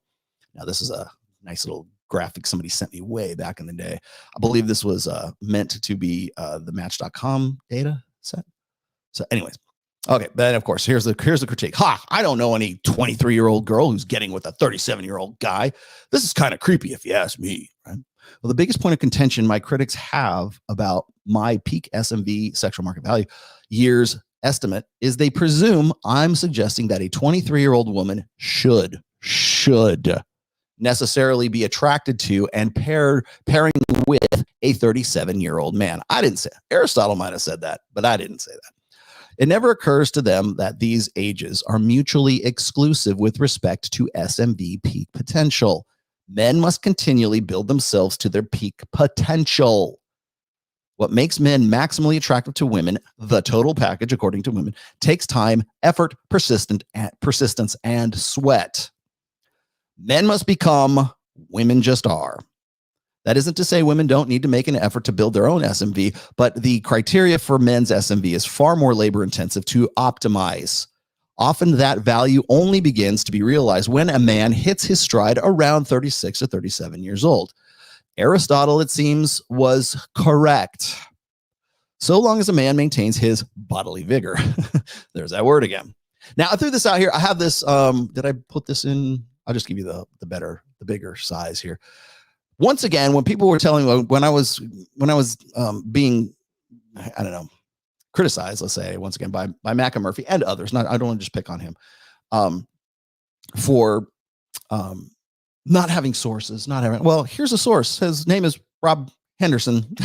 I mean, he's digging this up out of his archive of books and everything here. But for women, market value peaks in their late 20s.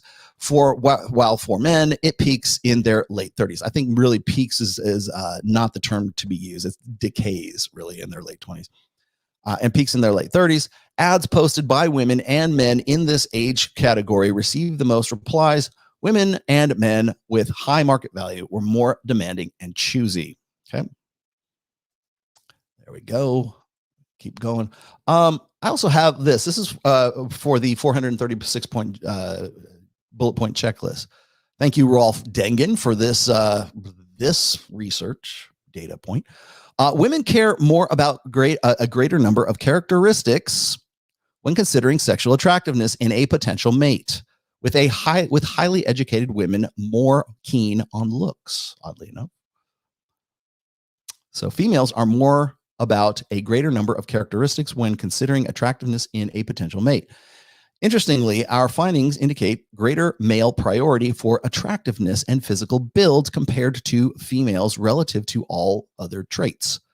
This gets back to, I forget the guy who's asking me to do a full show on why it's important to get jacked. Well, I would start with this data set right here, okay? Compared to females relative to all other traits, more highly educated females express a higher relative preference for aesthetics. I'm going to explain to you why. And more attractive females exhibit a higher relative preference for personality. Okay, we find consistent statistical sex differences, males relative to females, that decreases linearly with age for aesthetics, meaning looks, while the opposite is true for resources and personality, with females exhibiting a stronger relative preference for in particular in the younger aged cohort. Got that? In the younger aged cohort. All right. Let me continue with the next thing here. Okay, and this is the next point of contention. Rollo seems to think that 37-year-old guy is going to be more sexually desirable to the young women than a 26-year-old stud. These are the imaginings of every old guy. You're old. Who wishes he still had it? The first part of this is the easiest to refute in assessing sexual market value in the way I and Aristotle apparently proposed it. Physicality is just one component of sexual market value. I've always made a distinction between attraction and arousal in this estimate. Arousal is how, remember, I got to emphasize this point because everybody like ruthlessly rips me off on this. Okay. In my, was it my first book? I want to say it's either my first or my second book. I'm going to go with the first book, but I've done this for a very long time. I make a distinction between arousal and attraction. Okay. In the same way that we look at alpha fucks, beta bucks, we look at short-term sexual attraction versus long-term mating attraction, for lack of a word. When we look at women's pluralistic mating strategies, I want to get with the hottest guy I can fuck, who has the most money, who has the best resources, who do protection, provisioning, and parental investment. I have long-term security needs, and I need a man who has benefits. Okay. I also want him to look like Jason Momoa. I also want him to look like, Justin Waller, everybody drink. I want him to look good enough to want to fuck. He lays down the good dick, fucking like rocks my world and understands my needs without me even having to express my needs and just fucks me from here to glory. And he makes a shit ton of money and he's loyal to only me and he wants babies and et cetera, down the 436 bullet point checklist. Okay. Therefore, we're looking at apples and oranges here. Okay. So here we go. I've always made a distinction between attraction and arousal in this estimate. So arousal is alpha fucks. Attraction is beta bucks. Arousal is how hot a guy is. Again, I should probably like qualify that a little better next time. If all sexual market value was measured by physical arousal, then I'd concede that the 26-year-old guy would have the advantage. But this isn't what we see in the age cohort data or the stats on women's singleness, courtesy of the Brookings Institute. At least twice as many women in their 20s are in relationships with men 30 and over. There must be some attraction qualities an older man possesses in addition to his arousal qualities, assuming he's on top of his physical game. Got it? So that's the thing, is like whenever I'm dealing with guys who want to say, oh, Rollo's, he thinks that those guys, 37-year-old guys, 23-year-old girls want to get with a 37. No, not at all. In fact, if you had any, notion in your brain, you would have watched that. You would watch me on, Valuetainment, not what, in May, when there, I should have clipped this. There was a girl on the show on Adam Sosnick's show when me and Mike were on there. And she was 23 years old. And Adam put the question to her, says, aren't you thinking about the future? Aren't you thinking about having babies in the future at 23 years old? This is the time you need to think about it. She's like, no, it's not even an afterthought for her. She's on top of her fucking game. She's hitting her stride at 23 years old.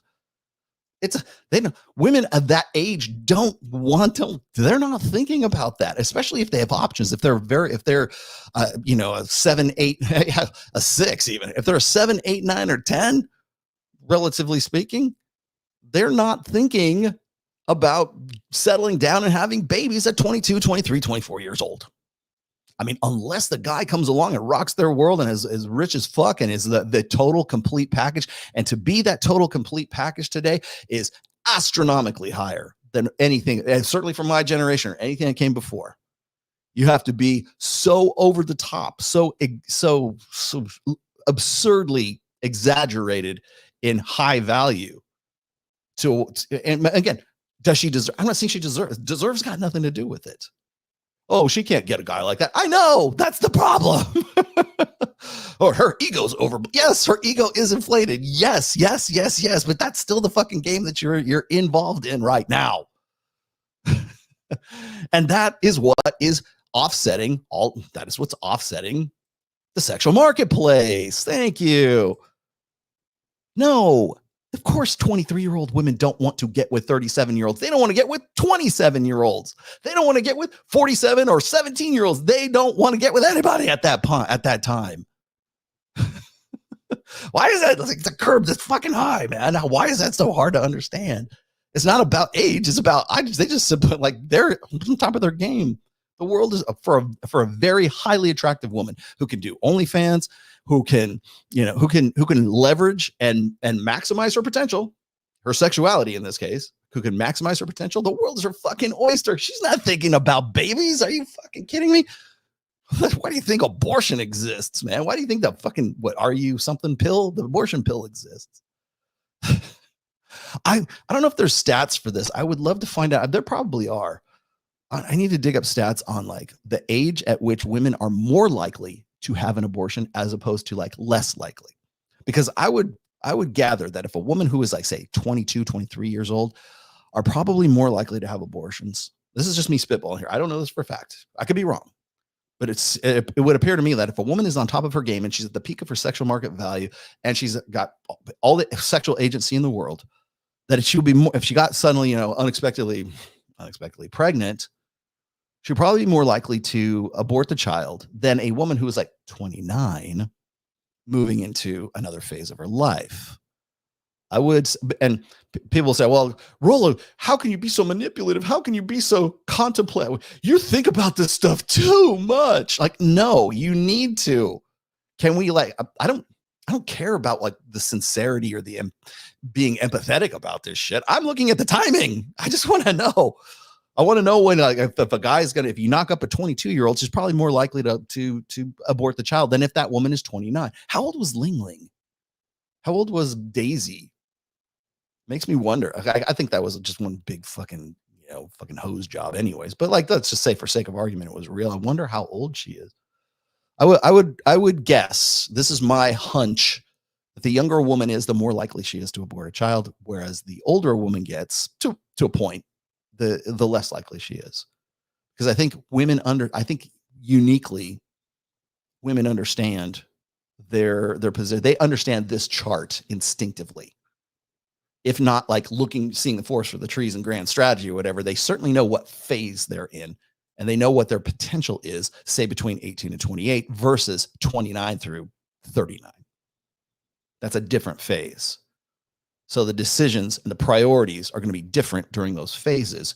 And the decisions, the life-changing decisions that might have something to do with you might be something different than when she was 18 to 28 years old. All right, let's get back to it here. Ace, thank you for that, Ace. I appreciate you, and you get one of those. We still like that. Hold on, let me pull this out here. Woman like to date older men, but other woman hate if older guy has. What is this, like the Pleistocene era? If a older guy has a younger woman, how can we defeat shame from them? You know how you defeat shame in any respect? Be shameless. Like me. You can only shame people who have a sense of shame. Who are self-aware, who are like self-conscious. That's what gets. I've answered this question before. Anyways, there you go. You can't shame people who have no shame. I tried. I don't know if he got this, but I tried to explain this to Andrew Wilson too. I don't know if he sort of absorbed this, but like when he was going at Bevo, well, like when I was talking about it last week, he was going at Bevo. It's like he's trying to shame, effectively, he's trying to shame Bevo into like believing as he does, right? Like, well, if you let another man like rail your chick for, it doesn't matter how much money, you lose respect. You lose. Men will look down on you for your lack of virtue and virtue. Like, where's my virtue bucks, right? But the thing is, he's trying to throw these shaming tactics at Bevo, and Bevo has no shame. So it's like you're shooting your secret weapon at him, and he's got some sort of magical immunity to it. It's called I'm shameless, and you have no power here. Like, yeah, that's how you defeat shame. You're shameless, right? So when women try to here, I'll give you an example. So when I was going to bring this up anyway, so I might as well be now. My favorite example, of course, for the older man, younger woman relationship is Mike Sartain and Kylie, right? Kylie's 22, he's 46. When he gets run up the flagpole usually it's by women. It's not sometimes guys, because they're trying to virtue signal to the women who would try to shame him in the first place, right? So it's what's called sneaky fucker game. It's like being a male feminist. Male feminists have to police other men and hope she sees this, bro, right? So when it's not that men won't use the same tactics, they're just using it as sort of like a form of intrasexual combat. Whereas for women, it's like they're trying to shame, like when women shame like Mike Sartain, 46, for robbing the cradle and Kylie knows exactly what she's getting. She's a smart girl. She's not stupid. Okay. The last part of this essay really addresses this, so I don't want to give away too much of it. But the reason why older women, and I'm relatively older, I don't mean like, in their 60s. I mean like women who are like of the same age, like 46 and maybe to 38, 37, whatever, don't like Leonardo DiCaprio because he, swaps out his 20 when a girl hits 25 or 26, he like swaps her in for a new model.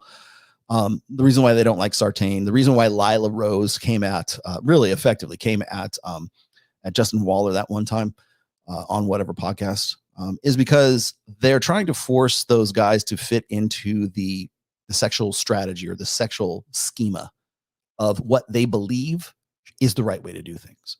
There used to be, you guys remember that? Maybe some of you guys remember this. There used to be, I wrote an essay about this with the same title, but do you remember, maybe it's still a thing, it was half plus 7. That was what would determine the appropriate age for which a man could like court or date or fuck a woman, right? So let's say I'm 50 years old. Okay. Half would be 25. And then you add 7 to that. So 32 would be the appropriate age for a 50-year-old man to get after it with her, to pursue romantically. Now, that works kind of strangely in men's favor the older the guy gets. But half plus 7, when a guy is like, say, let's say 30 years old, that would mean she'd have to be 15 and add 7 to that, which would make her what? 21. So a 30-year-old guy is only ever supposed to get with a woman who's 21. And even then, I would say like women would probably lose their fucking minds and try to shame that guy for robbing the cradle. And the reason why, there's 2 reasons for this shame. The first one is that women of that age believe that men of their own like peer group, their own age cohort, should be getting with them. You shouldn't be interested in these girls. They're not mature. What would you ever talk about? She doesn't know. You're from a different generation. Fuck you and your generationism. I got into that deep at the end of this. That the reason I brought up generationism is because this is what you will hear men and women who are trying to deride older men and steer them away from fucking younger women or from getting after a relationship, whatever it is, according to the Brookings Institute, right? Because there's the reproductive dynamic, which now we're looking at the ultimate outcome rather than the proximate outcome. The proximate outcome is I'm 46 and I want to fuck a 22-year-old girl. That's a no-brainer. Yes, I do. In fact, a guy who's 56, 66, 86, 16 wants to fuck that 22-year-old. Okay, according to the stats from Dataclysm. Okay, that's already been laid out. Okay, but the reason why women have a problem with Mike going out with Kylie at 22 is because he is effectively removing her agency. Now, he's probably worth it. She's got it. If she's 22, 23 years old, she's at the peak of her sexual market value. That is a lot of potential. And that is a lot of agency. And that is a lot of what I think Myron and I have called sexual capital. Myron calls it like you won the lottery and now you got to either invest it or whatever. Like women are given a lot of winning lottery ticket when they hit like 18 or something. Like that's the analogy he uses. I call it sexual capital, meaning that woman has like a certain, depending on how attractive she is and she maintains herself, It can last longer. It can be shorter. If a woman gets obese at 23, well, then yeah, you're probably not as powerful or have as much agency as if you were like a hot piece of ass, right? So when women get to that point, they get to that stage, they have like their bank account is full. Along comes Mike Sartain and says, I know you got I know you got a lot of, it's opportunity cost. I know you have a lot of opportunity cost. You could use this potential to go, sow your wild oats and have a good time. Fuck, as women, the world is your oyster, Kylie. But I'm 46 years old. I am Mike Sartain. I have X amount of dollars. I'm still in fucking great shape. I'm very well liked. I have social proof. I am like Mike is definitely in the elite status. Does she say, you know what? This guy is a winner and he crossed the finish line and I want to get with the winner who already crossed the finish line? Or am I going to keep my sexual capital and hope for the best before I get to 29, 30 years old? Well, if the ship has come in, if Prince Charming has arrived, right? Seems to me like it's a no-brainer at that point. But the thing is the reason why women get so upset and they start to shame guys who are like 46 years old to get with the 22-year-old is because they believe that their life that could have been. Here's the decisions I would have made had I been in Kylie's position. Right now, the female critic might be like in her 30s or 40s, but they see that as robbing a woman of her sexual capital. She's taking all the lottery money away, taking all that stuff away, because women also know, once again, that their sexual market value is perishable. Right? Because men's criteria for sexual market value is fertility, youth, hotter, younger, hotter, tighter, right? She's got to be hot and she's got to be available. And where is that? Oh, right around the 23 mark, because we already know, according to here, 20, 21, 21, 21, 22, 21, 20, 20, 20, 20, 20, 20, 20, 20, 22, 20, 20, 21. Okay, so you get the point. So women understand that. They understand that they're not going to be young forever. That's why they call, you want the joke? I'll give you the joke. That's the reason why they call the store Forever 21, not Forever 41. Women understand on an instinctual level that they are at their peak market value at Forever 21 because they would like it to be Forever 21. Anytime you like, here's a little bit of a entrepreneurial advice for you guys. If you ever want to make a shit ton of money in a sort of a gendered market, sell women on two things: fear of missing out, and have them believe, or YOLO is another one, but fear of missing out, and create a product, create a mindset, create a lifestyle product that makes women believe that their sexual agency and their sexual market value is evergreen. Come up with a lie, come up with a social convention, come up with body positivity, come up with whatever it is. And it's easy to do with women because they instinctively, lean towards victimization, right? So you want to make $1 million? You want to make a good chunk of change by sort of selling products to women? FOMO, if you're missing out, and you go, girl. You're beautiful at any size. You're beautiful at any age. You're beautiful at any socioeconomic level. You're beautiful at blah blah. You're beautiful, but you're beautiful. What men can appreciate your real beauty.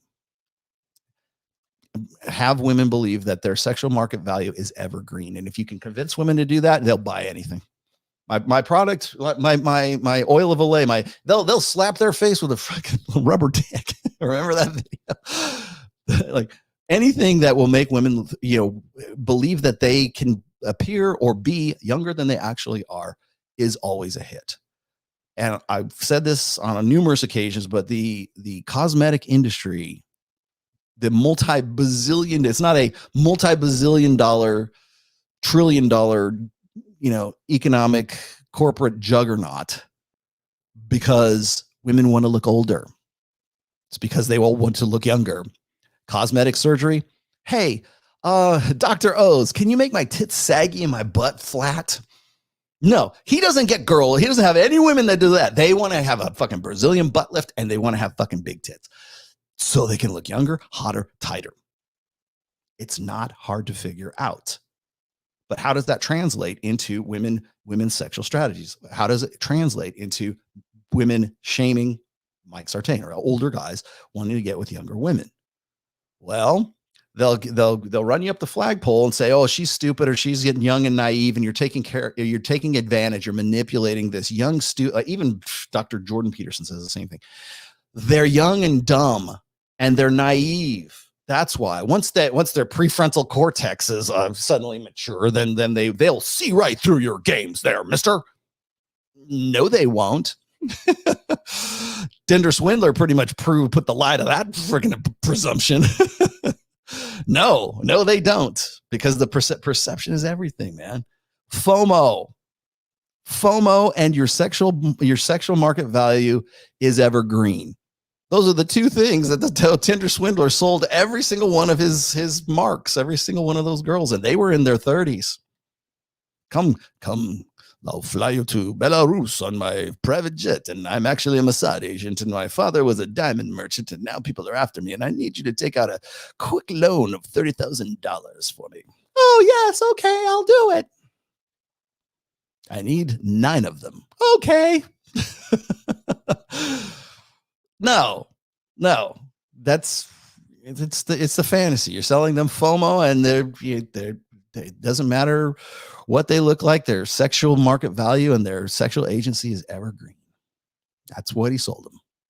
Basic shit, man. Rational agent. And men love younger women because they are on average more introverted in comparison to the older ones. I would say not. I don't think they're more introverted, because I know quite a few young women who are very, very extroverted. Quite a few of them on Access Vegas, but no, I don't. I think personality is sort of like a by individual basis, but I understand the perception for that, because there's a presumption that if a very powerful, high value guy takes an interest, like the prince takes an interest in the princess, right? That in some way that guy is choosing her because she has some sort of special mojo. She has some sort of special quality, her femininity or something like that. I think that guys would like to believe that a younger woman is in some way like less mouthy and less extroverted. I don't necessarily think that that's the case. In some cases, that might even be a good thing. I know a lot of guys who will say, well, I want a woman who's going to be my peace. Get the fuck out of here. I mean, the women aren't going to be your piece. Women are there. Either a woman is a liability or she's an asset to you. That's what it really needs to boil down to when it comes to, I mean, if we're going to put it in nuts, you guys want nuts and bolts, I'll give it to you. I'm going to go Robert Kiyosaki on you. You get a woman who is either a liability or an asset. My wife is a fucking asset, and she's been an asset for a long time, and I love her assets. No, she's been on Team Rolo since the jump. Has she always been like, oh, I'm going to be your... No, man. Sometimes I need to have my ass kicked. Sometimes I need her to say, you know what, you're falling off. Fucking let's get the fucking train back on the fucking track. And I'd do the same thing to her. Hey, you need to check yourself. Hell, she gets gotten to the point where she checks herself, just like, well, I'm even saying it right now because we've been together for so long. We're coming up on 28 years. In July, it'll be 28 years. But a woman is either a liability or an asset to you, whether she's like a church mouse or she's like some mouthy broad, right? That's the individual. I think a lot of these guys, like, I look at like Grant Cardone, or I look at like Tom Bilyeu and his wife. I don't know what her name is. Tom Bilyeu's wife was coming at the red pill, and she out of complete confident ignorance once again. But it seems like when you see a couple together, and you listen to, like, if that woman is answering questions for him, or she's taking the lead, or she's the one that's jumping in, and you can tell, like, when Myron and Fresh say don't ever get with a woman who's like an influencer. Yeah, but also women who have the potential to be an influencer, you might want to not get with them either. Depending on what you want to do. Your mission has to come first, right? A mission and not your woman. That's a Royceism as well. So I don't necessarily think that it's like, oh, women are more, they're going to be your piece if they're introverted. There's no peace. There's only war. There is no peace. Yeah, here's the thing. Oh, I want a woman to be my peace. No, you just need to learn to thrive in the chaos. That's what you need to do. Because women, by and largely, are liabilities. They're not assets. Women are they're very few and far between. You want to vet a woman, say, is this woman an asset or is she a liability to me? Is she a ride or die girl? Does she have, that's why I keep focusing. I keep like emphasizing genuine desire. I want a girl who wants to fuck me, not that feel like she is obligated to fuck me. I want a girl who will fuck me when I'm living in the, when I have a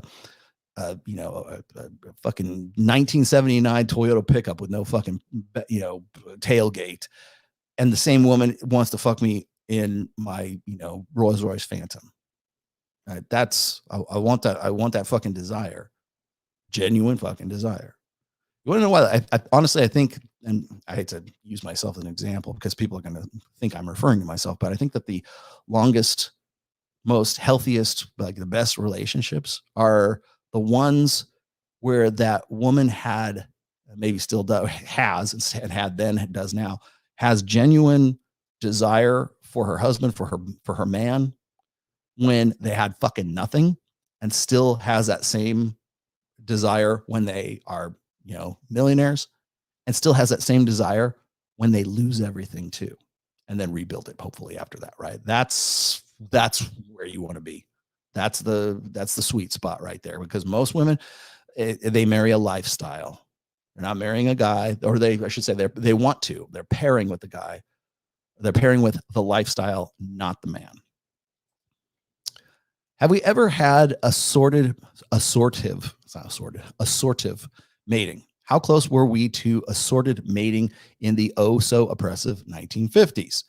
Well, I would say like the theory, where'd it go? The theory of assortive mating, here we go, is the idea is that like a man is going to get with a woman who's at his level or one step higher. Now, even if that guy gets with one, and that's going to be an ideal pairing, okay? And that women will reciprocate that back, right? So a woman who is a let's say a 4, as a 5, she's a 5. She's going to get with a guy who's a 6, or she's going to get with a guy who is a 5, or she's be okay with a guy who is a 4, as long as that guy has some sort of other redeeming quality, some sort of added value, value added. And I think that when women were certainly more, and we'll throw Destiny a bone here. I agree with them in this sense.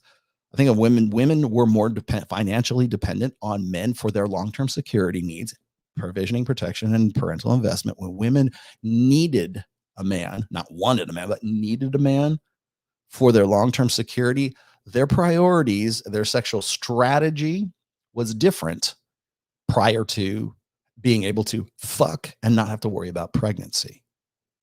That's why you saw all these divorces. Like, fuck, I can fuck guys and not have to have kids. I'm out. Why am I with this motherfucker? Right. And that's when you see, like, during as I said before, during the decade between 1965 and 1975, that's when you see all this civil unrest. That's when you get the summer of love, right? That's when you get Woodstock. That's when you get the baby boomers. I know you guys hate the baby boomers, but that's when you get the sexual revolution. That's when you get, the free love shit. And that's when you get, also, you happen to get no-fault divorce in California, courtesy of then Governor Ronald Reagan. And then you get, 1971, we go off the gold standard. Now all these women entering the workforce can get credit cards and bank accounts because it's not backed by anything but fiat currency. You go, girl. You've come a long way, baby. And then you got, 1972? Roe v. Wade, 72 or 73, Roe v. Wade. So now you got on-demand, safe, legal, clean, on-demand abortion. So if you make a bad reproductive choice, well, we got your back, girls. And then we got Title IX, which is, I think, 75. And all the shit that was going on during that time as a result of what was hormonal birth control. Okay. Well, how does that play with where'd you go? There it is. How does that play with dang it, assortive mating? Sorry, I was drawing a blank there. With assortive mating. Well, it ruins assortive mating because now women's sexual strategy is the preeminent one. It's no longer like reproduction is no longer a cooperative effort between men and women. It is now all precipitated on a woman's choice. It's all about what you want to know where gynocentrism started? It started right at that point. It started right at the point of the sexual revolution. That's when we started prioritizing women's needs. And men need to get in touch with their emotions and their feminine side because Carl Jung, cult leader Carl Jung, told us so. You have a masculine and a feminine inside, an anima and an animus. And men need to start feminizing themselves. And as Gloria Steinem said, some women are becoming the men they wanted to marry. That's Gloria Steinem, not Rollo Tomasi. So when you see when you hear women like talking about, oh, men are weesh and like that one girl is just saying the men are feminized and now they're man babies or whatever, kidults. I don't know. They're just not as masculine as they used to be. Yeah, because that's the way you wanted it for the longest fucking time. And honestly, you still want it that way. You just want them to man. You want a beta with a side of alpha when you need when the bear is going to attack, then you need your loyal beta to sort of, sack up and go and fight the bear and sacrifice himself for you. Oh, that was very alpha. That's women of that mindset, belief, ideology. Women of that mindset who are feminists, by the way, they want 20th century responsibility from men, but they want 21st century privileges for themselves. And I've heard, I think Marnes tried to sort of expound upon that concept. I was talking about that in my first book, but honestly, I think that you have to put it in time frame, in epochs. EPOCH. There's your vocabulary word for the day. So we have women who want old school. We always get into this when we start talking about chivalry and shit like that. Can we just let go of fucking chivalry? It is just female prioritization is what it is. It has nothing to do with, I open doors for women all the time. Oh, bravo. You want a fucking cookie? No, that's not chivalry. Okay. It's just prioritizing women's needs above your own. Think of your women before yourself. That right there. And that's the main problem with, 4 generations of men today. So when people bemoan that or, men need to court women. Don't. Stop fucking using court. Stop using the word court. Nobody even dates anymore. We shouldn't even use the word date, much less court. We got to find some new word. I don't know what it is. Maybe somebody else can come up with it, but we need to find some other word that, that is more functional than those. Okay. Date, by the way, I just was made aware of this. The word date came from I think the 1910s or somewhere around there, maybe the 19 teens. It was because some chick stood up this guy for their date at the soda shop or some shit like that. Right. So then it caught on and we've been calling it date ever since. It's dating anymore. People are fucking. Okay. Or they're not fucking. If a higher status man, here you go. If a higher status man wants to have 3 to 4 kids with the same woman, does spinning plates until 35 still make sense? Yes. If they maximize their potential, what risks come with trying to perfectly time starting a family versus risk potential? Okay, I think a lot of people, what's your name? What is saying? What is Ian? If a man wants to have 3 to 4 kids with a woman, if you want to have 3 to 4 kids with a woman, then you need to start a whole lot earlier than 35. I'll just give you that. If you know this already, then I would suggest you have to start a little bit earlier. Most guys don't very few guys go, you know what? I'm going to have 3 to 4 kids. It's usually women who are saying, I want to have 3 to 4 kids, right? I mean, it's a great idea. But if that's the case, you have to start earlier. And what happens at that point is you've got the burden of vetting, the burden of being a good judge of women's character is accelerated at that point. When I say, you can spin plates. I'm honestly in the first book when I'm talking about plate theory, I've said this. I didn't say 35, but I say, when a man gets to be 30, you shouldn't even consider monogamy until you're 30. Okay. Now I'm on record as having said that. And the only reason that's not a prescription. That's just a suggestion. That seems to me, Aristotle might agree. It seems to me that's optimal, because first off, if you're in your 20s, you're probably, I mean, if you're good looking enough, you're probably going to get tail. You're probably going to fuck some chicks when you're in your, I mean, hell, I mean, even Gen X, me, most of them, I would say most, if not all of my notch count was between the ages of, well, let's see, I got laid. My first time I got laid, I was 17. And then I met my wife. I married my wife at 28. So almost 10 years. So within that 10-year window right there, a little more than that. The vast majority of my notch count was between the ages of, like, say 21 and 27. So 26, 27. So spinning plates, assuming that you're able to do that. And again, I know people like lose their fucking minds when I say spinning plates. Date non-exclusively. Can you do that? Can we call it that? Does it make you feel better when I say that? Date non-exclusively. Do not commit to any one woman during that time. And for most guys, that's not hard because most guys aren't fucking anyways. 80% of guys are probably, they would love to most guys between 18 and say like 24, 25 would love to get to lock down a hot piece of ass who's 23, 24 years old. That's why they get so pissed off when they see someone like me or they see someone like Mike poaching their chicks, generationally poaching their chicks. I think Mike he would certainly be the latter part of the millennials, if not a Gen Xer. I forget where the Gen X cutoff was. Anyways, I'm Gen X, right? So if a guy's 50 and he's poaching girls that are in their, like mid 20s, 26, 27, something like that, I can understand why like Zoomers would get really pissed off and would try to find, oh, those guys are old and cringy. Yeah, but the women are still getting with them, or somewhat older. I'm not saying 50, right? Maybe it could be in their 30s. But as far as spinning plates is concerned, it's dating non-exclusively. And I will reiterate one more time, that is a 6-chapter series in the first book that ends with transitioning into monogamy. That nobody seems like, everybody thinks that like plate theory, Rollo wants you to fuck anything on 2 legs. Now that you clearly you did not read the series, because the last series is transitioning from being, and this is where I get into that, the 30-year mark, is transitioning from spinning plates and dating non-exclusively into monogamy and using your experience to make better choices as a result of that.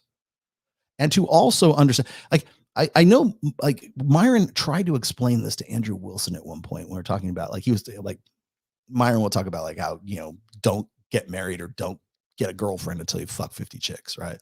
Well, I'm fucked because, I mean, if it's like, banging chicks, then it's like, I'm only at 41. But who knows? CDC says it's blowjobs too. So, but no, it's a roundabout, and everybody like fixates on that number. I haven't got 50. I don't either. So I guess I better divorce my wife and go bang 9 more chicks before I can get married again, right? No, it's developing a good judge of character. It's understanding the nature of women, and the only way you can really do that is to experience it and deal with it and enjoy it, right? So when I'm talking about plate spinning, it's dating non-exclusively. Do you have to fuck every plate you're spinning? No. The potential should be there, but that doesn't necessarily mean you have to. I had a guy recently on Minect ask me, Rollo, I'm a devout Catholic, and I understand the importance of the red pill. I completely on board with everything you're saying, but like, how do I go about being a Catholic and, not fucking? No premarital sex. Well, if that's the case, you can still date non-exclusively. It doesn't mean you're fucking these girls, right? You're still exercising those skills. You're playing the game on hard mode. Let's be honest. But you still need to develop an understanding of like what it is that's acceptable for you and what's not acceptable for you. Like that one guy, I'm about to read you a case study here in just a moment. But if you remember the intro video where it's the black couple there, where the guy was reading from the script saying, I tried to have sex with you 365 times this year or whatever it was. And here's how you turned me. I was successful 36 times. 36 times in a year? What, twice a month? Not even that. 1.5 times a month? That's a sexless marriage, my friend. So, and we laugh at that and joke around. Oh, I've got a headache. Oh, I'm pretending to sleep, blah, blah, blah. That's why if you are a Catholic or Christian or whatever it is, or even Muslim, right? You don't believe in premarital sex. That makes it that much more incumbent upon you to be more red pill, to be more discerning, because your margin for error is it. Okay, well, I can only fuck if I've married this girl. Well, your margin for error is way, way tighter than a guy who's like, yeah, I'm into sport fucking, right? Yeah, I'm going to spin plates, like spin plates, right? That guy has a much looser margin for error than you do, because you are basically betting your life on your understanding of women's nature based on spinning plates, like chastely, I guess, like ethically. It's not impossible to do. You can, but understand the purpose of it. One of the things that I think got lost in the conversation with Myron and Andrew Wilson about this was, it's not just about learning the nature of women. It's also protecting yourself against one-itis, the soulmate myth, over like catching feelings. I don't know, whatever you want to call it, like over investing, because that's what most guys will do. You want to know why plate spinning and dating non-exclusively is such an imperative, and the red pill has been for a while. It's not just we're going to go and see if we're going to measure our egos by our fucking notch count. That's not what plate theory. That's not the function of plate theory.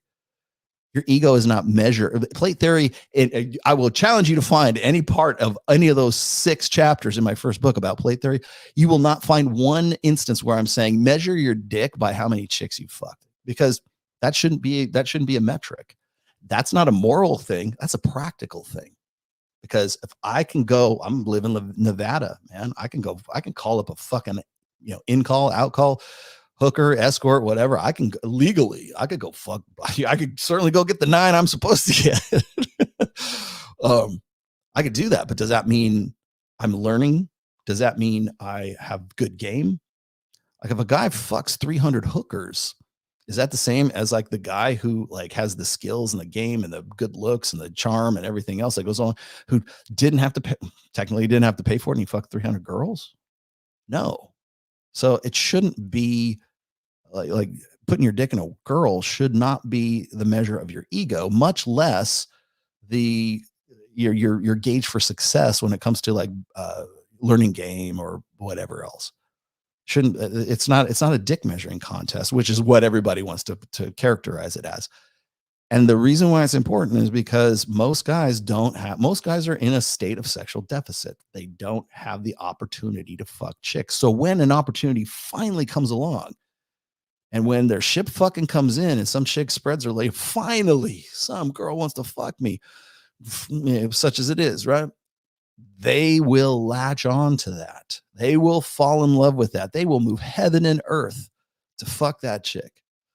I could tell you fucking stories of when I was like 17, 18 years old that would just like, you guys would like unsubscribe right now.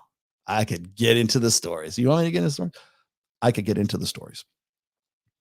People think, oh, Roll, you've always been red pill, blah, blah, blah. No, not at all. I got here because I did everything wrong. I was very much blue pill, very much like, I don't say simp, because it wasn't really simping back then, not in the way that we think of it now, but definitely move heaven and earth, right? And why was that? Because it was the first chick that ever fucking sucked my dick. It was the first girl who ever like wanted to have sex with me, and it was fucking great, and I would do anything for that sweet, sweet poontang.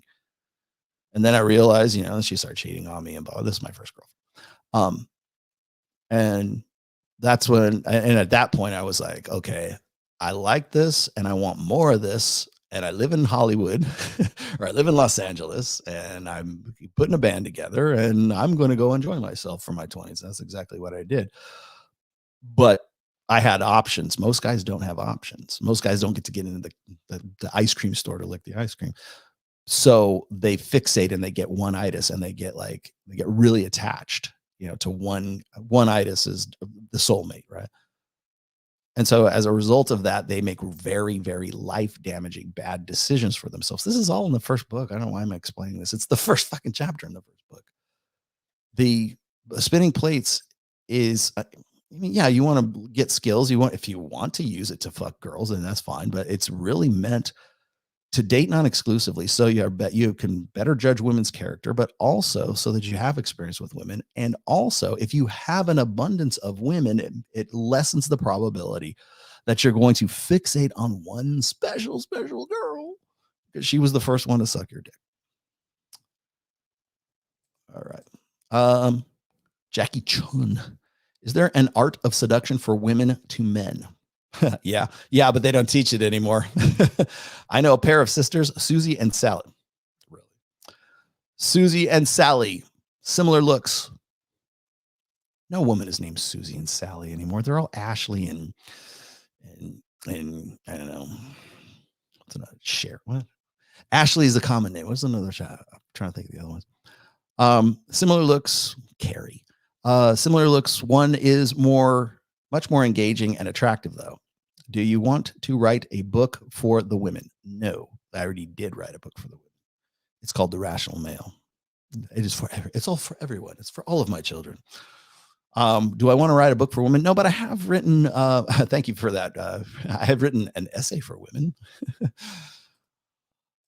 I'm 40 and I still 125 pounds. 125 pounds. Been that way since 1998. I'm thinking on saying forget it and get on TRT, or hear any thoughts on the matter. Yes, do it. Do it. Do it now. 40. Here's what you do, Dave. All right. I am no expert on TRT. I have been on TRT since January of 2023. So about a year and a half right now. So, and I got on it when I was 55. I'm 56 now. And I will tell you this, I wish I would have done it 10 years earlier, because it makes effort feel good.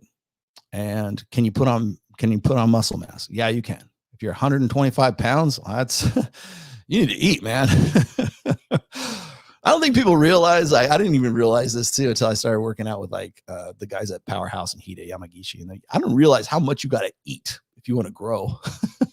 Let's say, what am I? I'm 185 pounds right now. I'm up 10 pounds. I think I put on about 8 or 10 pounds of muscle in the last probably 8 to 10 months. Right. And the only time I actually got growth is when I started eating like I should. So at 185 pounds, like they tell you have to eat 1 gram of protein for every pound of body weight you have. That's a lot of food. That is a lot of fucking food. I don't think people realize this. If you want to grow, if you want to get put on some muscle, you got to fucking eat. But yeah, TRT is most definitely, I highly recommend it for everyone, and do it now because, and I don't know if I necessarily agree with this, but we'll see. I think Mike might be right about the fact that people want to outlaw TRT, which is something I was going to address in today's topic here. One of the reasons why I would say the powers that be will want to ban TRT, testosterone replacement therapy, for men is because of exactly what I've been talking about right now. Is if you're a guy and you're for lack of a better term, you're a made man, right? You've got your shit together. You got a car. You're a good judge of character. You have sexual abundance to, a reasonable degree. You're still in good shape. Let's say you're 40, right? Okay, let's just say 40. We'll round it off. 40 years old. You're in good shape.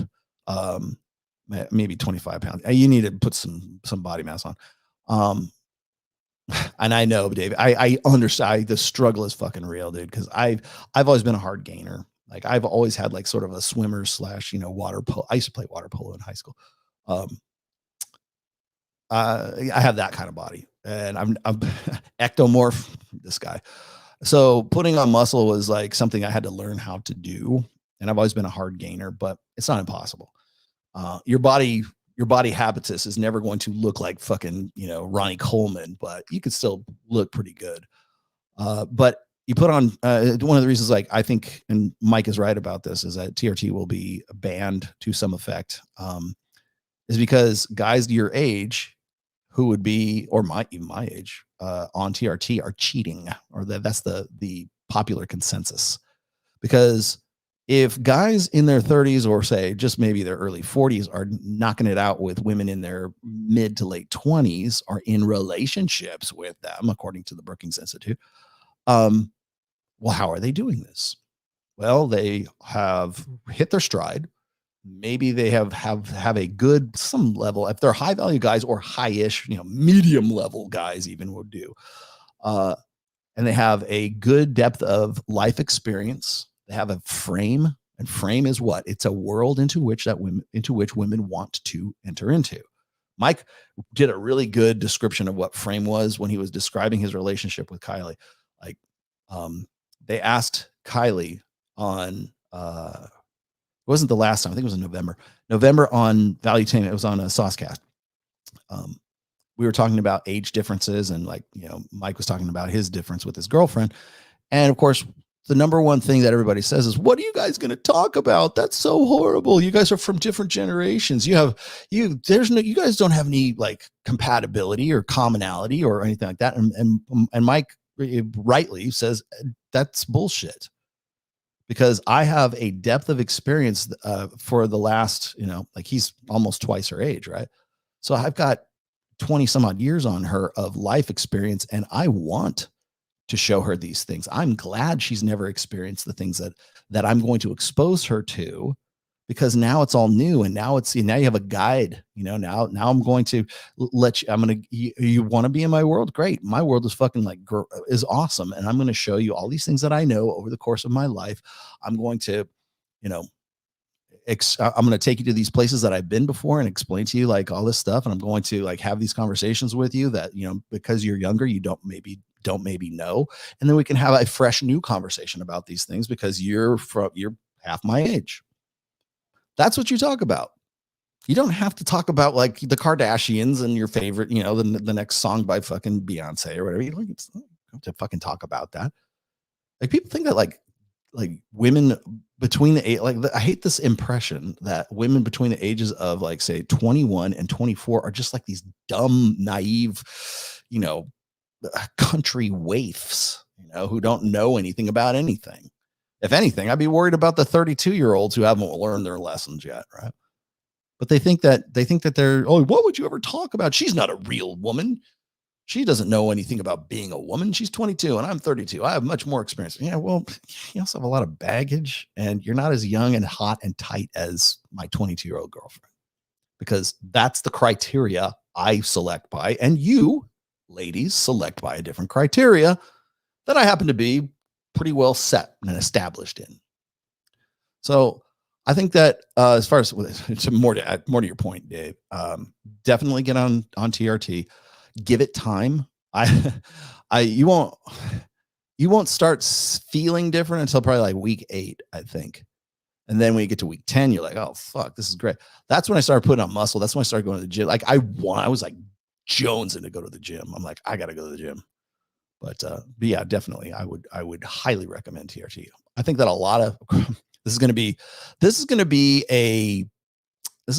a controversial take right now, but I fully endorse this next statement. Okay, I think that a lot of guys who are like very despondent and nihilistic, and they're black pill doomers, and they're like, looks maxers, or they're like, oh, all is lost. These guys are just like, crying on the internet. I think if you gave those guys, you put them on TRT for like 10 weeks, their entire outlook on life would change. And I mean that. I think that people's lives, men in general, of course, because it's TRT, but I think if you check, well, Davey, by the way, make sure you get like obviously your serum testosterone levels checked before you do. They'll do it anyway.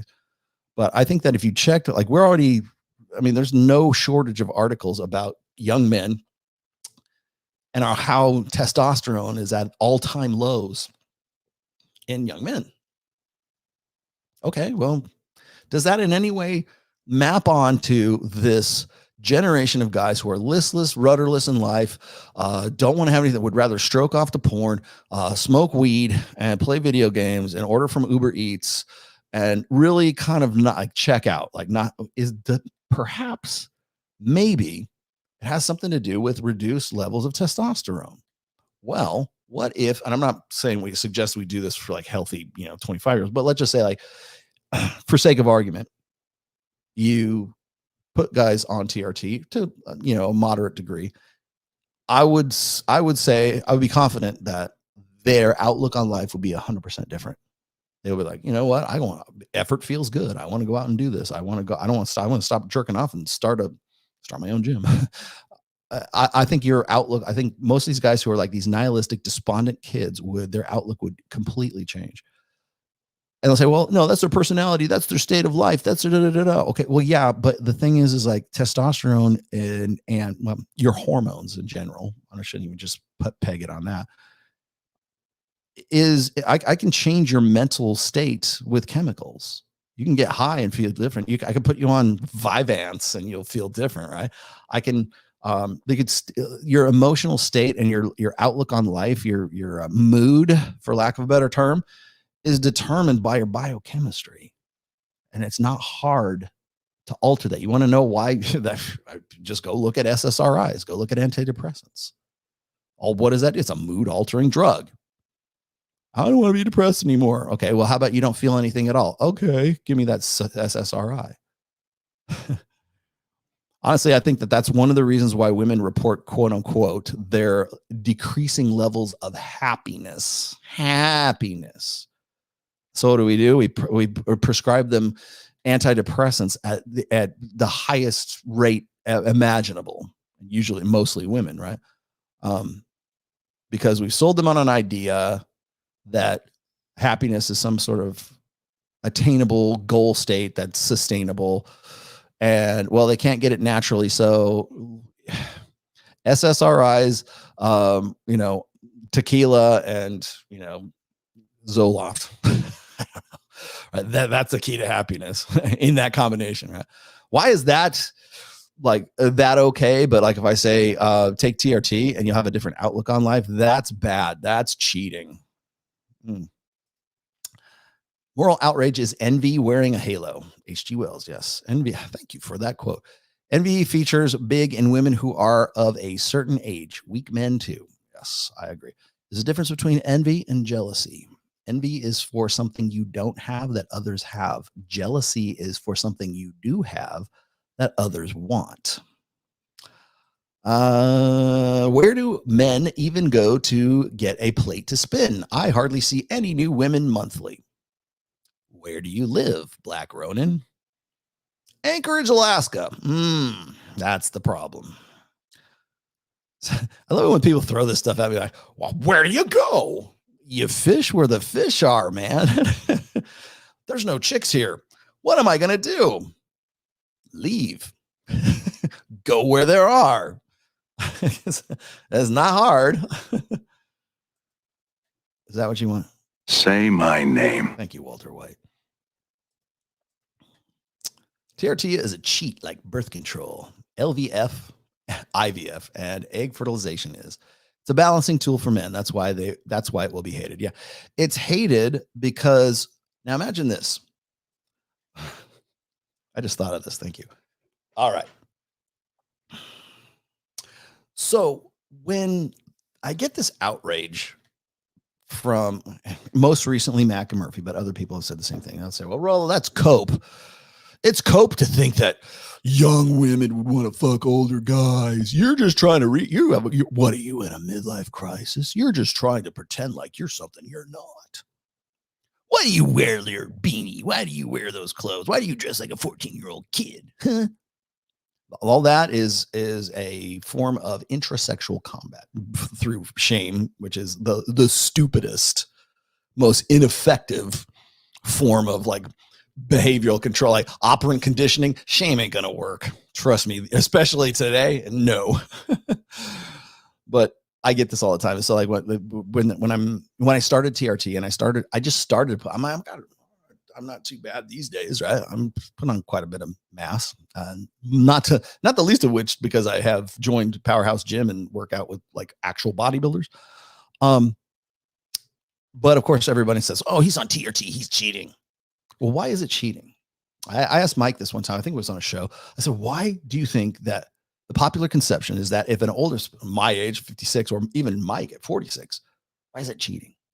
It's cheating because what it does is, at least the perception of it, what it does perceptually is it gives guys the body or the outlook or the bodily vigor, as Aristotle said. It gives men the bodily vigor at 40 years old, well, round it off, at 40 years old, that they enjoyed when they were 25 years old, like figuratively speaking. As I said, this is perceptual. It's not really like that, but that's the perception. So if I'm a 25-year-old guy and women aren't interested in fucking me because I don't have a house. I don't have the achievements that an older guy has. I don't have the social skills that that guy has. I'm not as good a judge of character as that guy. I don't have the accomplishments. My burden of performance is not what that man's is. I don't have the I'm not a made man to that point. I'm getting there, but I haven't hit my stride yet because I'm 25 and I'm not 36, 37 right now. But the women who, according to the Brookings Institute, who are more interested, and I'm going with this theory, who are more interested in guys who are 30 plus, the only way to compete against a guy that has that kind of those resources and those accomplishments and those has assuming he's maximized his potential, right? The only way you can compete against that is say he's old, his dick's shriveled up. I bet it doesn't work. Oh, there's no way that a guy who's 37 years old is ever going to be in as good a shape as a guy like me. I'm 26, I'm 25, right? You might even be right about that. But that guy's on TRT. And that guy is not in the demographic of 75% of the US population that is overweight. Because we want to think that those guys should be in a different age bracket. They should be acting their age. They should be doing this, but they're not. They're fucking our women. They're poaching our generation's chicks. So how can we combat that? Well, we can say, you're an old man who's coping because you take TRT. You're an old man who's coping because you work out and bust your ass every day to stay in shape, right? To be in the top 1% to 2% of guys who are in their 50s. You're a poser. Why? Because I don't do what you think I ought to do, which is fucking lay down and die and like bounce my grandchildren my fucking knee at 55. Because if I'm doing that, I can't be poaching your bitches at 20, your 20, late 20s girls. Not that I am, but that's as I said, this is all perception. Right? I wrote about this, but I'm giving you the preview because I actually hit on this on my Substack. What's on the painting table? What I have? I got Space Wolves on the painting table right now. Are you in Reno so we can get a game in? No, no, but I'm hoping I'm going to be able to get to RageCon at the end of this month in Reno. I do need to make a trip up to Reno. No, I've got nothing but I'm doing because I didn't bring an army. All my hobby stuff is still in Reno, so I started a whole thing here. But I'm actually building a kind of a smallish, just not a tournament level army, but I'm building out a Space Wolves army right now. That's because I'm like, why haven't I never done this before? But I wanted to build out. I'm sorry, a geek moment. Bear with me. I wanted to do Braun Redmaw's great company because he's a tragic character, and I'm kind of drawn to tragic characters. Let's see. Can we get a game in? I'd love to get a game in. Since the feds are canceling InfoWars, do you think Alex Jones would make for a good Horus? I don't think he would, and I don't think Amazon would touch him with a 10-foot pole. The wild things they say sound like me. He fell right out of that universe. Horus. Yeah, I could see that. No, I've been watching with deflated anticipation, Henry Cavill and all the shit that's the shenanigans that have been going on with Amazon and the 40K series. And Henry Cavill was supposed to be, he's an executive producer or associate or as executive producer, which means basically he's sort of like the filter between the script writers and the people at Amazon. Well, I guess it would be too, Amazon Prime. And sort of being the gatekeeper to 40K, right? And now I've gone from being like cautiously optimistic about that whole thing to thinking they're going to scrub the whole thing at this point, which sucks because you just get wokesy shit in there, and Henry's definitely not that way. 20 years old, 5'9", not fat, excluding money. How far from the top 20% or 5%? Dancing Llama. Here's what you're going to do. You're going to go to this site. You're going to go to Google, and on Google, you're going to type in female delusion calculator. I want you to put all of your stats into the female delusion calculator, and then hit enter.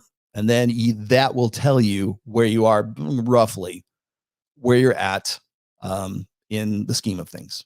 You can't exclude money from that. Okay. You're not fat. I don't know what you look like, man. You're 5'9". That's average height, 20 years old. Okay.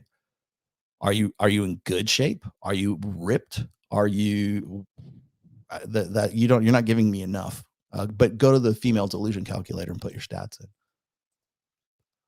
in the military in Louisiana. So I can't leave. Well, then you're fucked. Wait till you get out of the military, or bide your time, do the best you can where you're at, and then leave. You have to fish where the fish are, man. I don't know why that's like such a hard concept to wrap our heads around. I have a guy, and I understand the frustration. I'm not like belittling you at all. I understand the struggle, man, because I've got a guy in my Patreon group, Justice, who is he's a rancher. And I want to say he's like 29 or 30, and it's a family ranch. He's the only guy that really does this, but they ranch like really high end, bloody expensive cattle, like Wagyu beef kind of cattle, but more so, right? And the guy makes money hand over fist on the family ranch, but he can't leave the ranch in Minnesota or wherever he's at, right? So how do I tell Justice to just leave? Come to Vegas, man. We'll get you there. We'll find you a chick. Like, and how do you get, and this is a rhetorical question. How do you get a guy like that, who's like, let's just say 29 years old? He's got money, definitely has money. He's a good looking guy, in shape. He's a ranch guy, right? But he has no opportunity and I can't tell him join MOA because he can't leave the ranch. He can't, unless he starts like bonfires somewhere, like, hey, let's all get together and drink some beer. That's as a social event. He's not going to really be able to create a social network where he's at. So how do I get him laid? How do I get him? Not even get him laid. How do I get him a girlfriend? Well, come to Vegas and we'll set you up, right? And even if we did, and even if you hit it off with the girl and she fell in love with him, she'd have to really be in love to want to like give up a lifestyle so she could go be a rancher's wife and have a very good lifestyle. Don't get me wrong; it makes good money. I had no idea they had that with so much money in top stock cattle. But how do I get him? How do I get him a girlfriend, much less a wife, who wants to actually, you know what? I think I'm going to give it all up and go live on this ranch with this guy. Yeah, it's tough. You have to go fish where the fish are. Is there a gynocentric effort behind banning TRT? Yeah. I think primarily because of what I was just stating earlier is that if it seems like the cheat code, it seems like it's a hack, it's a biohack, right? Or they're going to see it as such. I think they will probably ban it to the extent that it'll be slowly at first. But I think that the reason they would do that is because they can't have, like right now, a gynocentric social order is primarily dependent on sedated men. Like I was just looking, who sent me this article? Like there's like microplastics in your testicles right now. Well, I wonder if that's causing the low testosterone rates. It's these microplastics. Gosh, well, I've been drinking these plastic bottles. What is it? The CFCs. Phytoestrogens. Well, the fact of the matter is men's testosterone is low. Men's sperm count is fucking low. Men have never been more listless and collectively have never been more listless and lazy. And it's not, we want to blame it on their motivation. We want to blame it because they have free will. They can get up off their ass anytime they want to. Yeah. Well, yeah, you could. But you want to, I'm just saying figuratively, you want to ban a substance that would help enable these guys to make effort feel good. Do you want men to man up? Yeah. Well, do we want to raise testosterone levels because it's deplorably low right now? No, can't do that. Because I think is it a gynocentric thing? I think so. I think it's more like sort of, they don't want guys to think they shoot a guy up with some TRT and then suddenly he's, he thinks more of himself. He thinks better of himself. He actually has a new outlook on life because maybe he put on some muscle and lost some fucking body fat, right? Like, you have to decide for yourself. You got to change your mind about yourself before. Maybe I should have said this to the other guy. You got to change your mind about yourself before you start taking TRT. Because you can take TRT right now, but if you're still eating the same shit, if you're still jerking off, if you're still smoking weed, if you're still sedating yourself with other shit, like, why would you do that? It's a waste of money at that point. It's not terribly expensive, but for some people I can see it might be spendy. So with that in mind, I think that if you're going to do TRT, especially at 40, you need to change your mind about yourself and say, okay, I'm going to do this. This is what I did anyways. Mike convinced me to do. I was kind of like on the fence for the longest time because I knew Rich Cooper had done TRT for a long. He's the first person I knew who did it. Pat Campbell was on TRT. Thor is Red Pill Thor is on TRT. I'm trying to think who else I know has been on TRT. But guys who get on it, they understand. Like once you're week 10, you're like, okay, I get it now. And you want to do things. You're like I said, effort feels good, and so you're motivated to do stuff. Well, that motivation can be inconvenient. It could be considered toxic masculinity, depending on what you do with that motivation as a guy. So yeah, I think that's why a lot of the powers that be, such as the gynocentric powers that be, are a little wary of that shit. They don't want anything that's going to, in some way, like empower guys, even if it's a chemical, right? Which is interesting to me because we're never going to outlaw like estrogen and all this stuff. And when a woman hits menopause and we start doing hormone therapy for her, that's okay. But we won't do it for guys. That should be your first indication that we live in a gynocentric social order. Owen Jones, thanks to Rolo. He helped me. Well, you know what? It's only 40 pounds, but what the hell? Thanks to Rolo. He helped me make sense of my history with women. Thank you. Any advice for overthinking? Yeah, stop.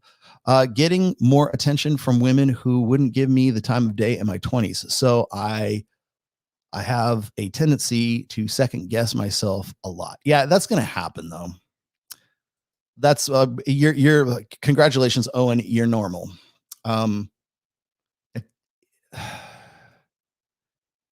See if I can illustrate this. So if you take a guy who's like been a fat ass for most of his life, if you got a guy who's been kind of out of shape, and you get him into the gym, and he sticks with it, he actually dedicates himself to it, and 8 months later, he's starting to trim down. He's lost some weight. He's not like ripped, but he's lost a lot of body weight. He's put on some muscle, and not just women, but other people react to you differently because you look better. Your face is not carrying this big pudgy face. You actually like look like you have a jawline suddenly.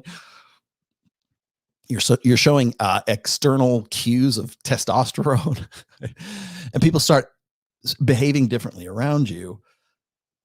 And your head is still fat guy, but your body is getting in shape guy. And then when you get to say you get to the year mark, maybe year and a month mark, to maybe year and 2 months, you get to that mark, and then now you're in really good shape, and you stuck with it, and it was just something that you keep because now it's internally and extrinsically rewarding because people treat you differently, but your head's still the same.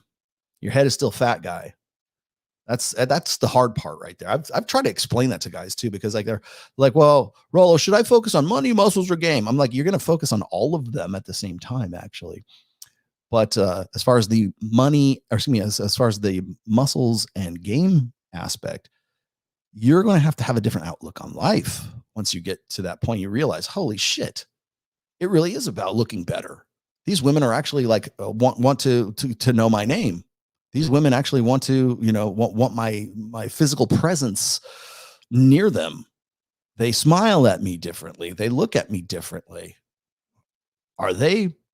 Can't. Was that that Futurama? Can't tell if real. Like that's your brain. Can't tell if real. But yeah, you're gonna. Of course you are, because you haven't changed your mind about yourself, and you're still wary because anyone who would like and this is I realize this is the most the pathetic indictment of humanity ever, right? That women and mostly men will treat you different because you look better. That's fucking one of the hardest realities of life, especially if you're a guy who's like, no, it's not what's on the outside that counts, man. It's what's on the inside that counts. No, it doesn't. It's whatever she's seeing. Does the inside count? Yes. But the outside has to look good enough for her to want to get to know the inside to begin with. Same, and Bill, doesn't it work for women too? Yes, it does. But if you've gone through like most of your life thinking like it's all about love, it's all what's on the inside that counts. No, you don't get to the inside until you look at the outside. You can't judge a book by its cover. Yeah, you can, because if it's an unattractive cover, people don't want to open the fucking book. Sorry, it might be a fucking great American novel there, but if it looks like shit, people are less likely to open it. I don't know why that is. So, yeah, I mean, keep that in mind. I'm not trying to be flippant here. Well, maybe a little bit, but your head is still your head space is still fat guy, but your body is like, hey, I look pretty good, and you're not used to that. I have a similar effect, I think, because when I'm online, and it'll probably happen on this show, when I'm on this line, when I'm online, when I'm on my podcast, when I'm on Access Vegas, when I'm on and when I'm on Rumble. By the way, Access Vegas is exclusively on Rumble now, in case you were wondering where it was, because Access Vegas got demonetized. Oddly enough, I'm going to talk about that at the end of the show. But like on Rumble, in the Rumble chat is like ruthless, man. They are mercenary. They will tell you are an ugly sumbitch, right? But I'm used to having like people like just throw hate at me on a daily basis. And I hate that it's this way. But people are like, oh, you're old, you're a grandpa, you're this, you're that, blah, blah, blah, blah, blah. Yeah, not an argument. Like, can we have a conversation? It doesn't matter. They will call you every name in the fucking book, dude. They don't care. They make up lies about you all day long. I heard he has problems with his wife, and I heard that he's estranged from his daughter, and I heard Ned actually hates his guts. Like, seriously, they'll come up with shit like that. So I'm used to like people throwing hate at me. Then I'm walking through the Las Vegas airport, or I'm walking through, I don't know, going to MGM, Resort World, or I'm going to Hard Rock, House of Blues to go see a show. And I'm stopped by like a dozen people.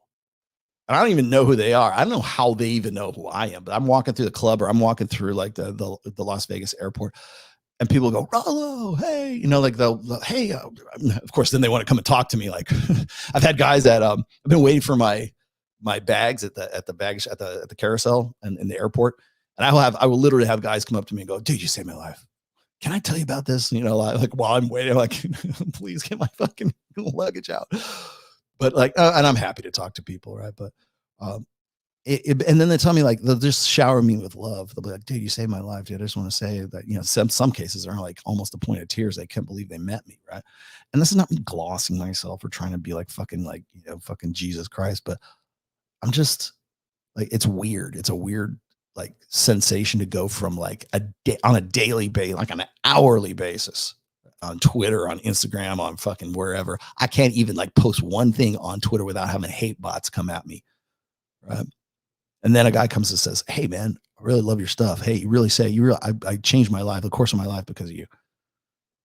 And and I get the same thing. Can't tell if serious. It's weird. I'm currently building a Death Watch army. Cool. Really? That's going to be a low model count force. Maybe that's a good idea. How do older men meet younger women these days? I could tell you. Without dating apps, our society now puts us in similar age groups, starting with school. Very good. Very good, Thomas. You go to the front of the class. Bravo. Bravo. Wait. Where did it go?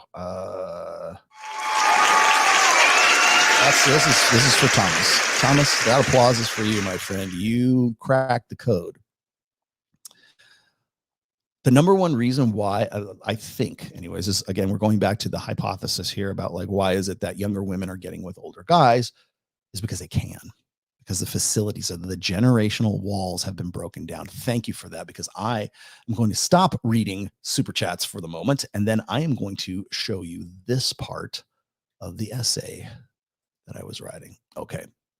So I went through this. I'm not going to get to the whole thing, but I do want to get down to the part that you just mentioned. Okay. Here we go.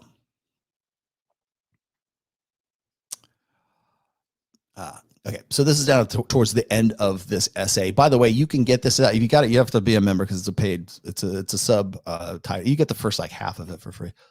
But if you go to Substack, if you go and you go to the Substack link that's in my description, you can become a member.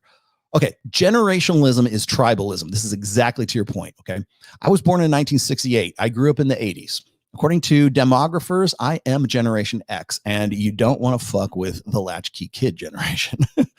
Gen X is my generational tribe. Of course, everyone hates the boomers. It's a cutesy epithet for Zoomers, Gen Z, to blame whatever degeneracy is trending on Twitter and on the boomers, but most of them don't even know that boomer is short for baby boom generation. Then there are the pensive millennials wedged somewhere between us, the Xers and the boomers. The world never really delivered on what the millennials thought their 2000s college degrees would promise them. These are all the stereotypes we're supposed to acknowledge about our generational tribes. For 60 years, generationalism, I should really just write a whole thing on this. Generationalism has become a socially normalized form of astrology for people. Yeah, just like a Gen Zer just like a Gen Xer to say something like that. We have generational characteristics and personality expectations that aren't too different from astrological signs.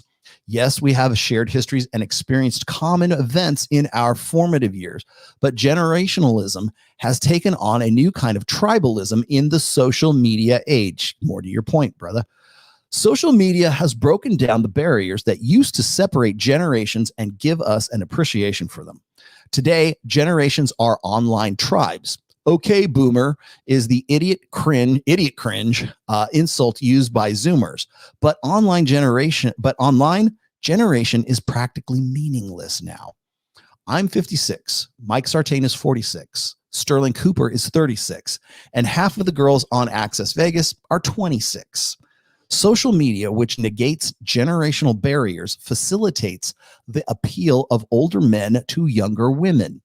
Older women attempting to shame Mike for dating his 22-year-old girlfriend or Justin Waller for being in a non-exclusive marriage are employing tactics that made sense in the 20th century, but are obsolete in the 21st century. Gen X men are closer to being the total package to Zoomer women than Zoomer men have a chance to be yet. Thus, we get actor age as an impotent appeal for older men to stop poaching their younger women. Ironically, most of them will never be motivated by the same women to become something more than they are. If they max their potential, older men bring a wealth of experience and a solid frame that younger women would choose over the majority of younger men who sedate themselves into sexless singleness. Women would rather share a successful alpha than be saddled with a faithful beta. And that's how I ended it right there.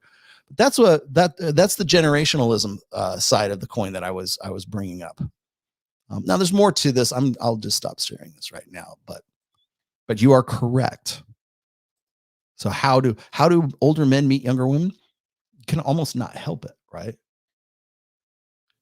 I mean, can you go on dating apps? Sure you can, but how do they meet them without dating apps? You got to put yourself where they are.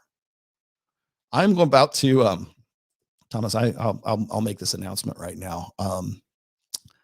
On Thursday, on June 13th, Thursday, I will be going to Babes in Toyland, which is going to be at Academy Center. I forget. Academy is that? I don't know if it's a club. Academy in Los Angeles, in Hollywood. Okay.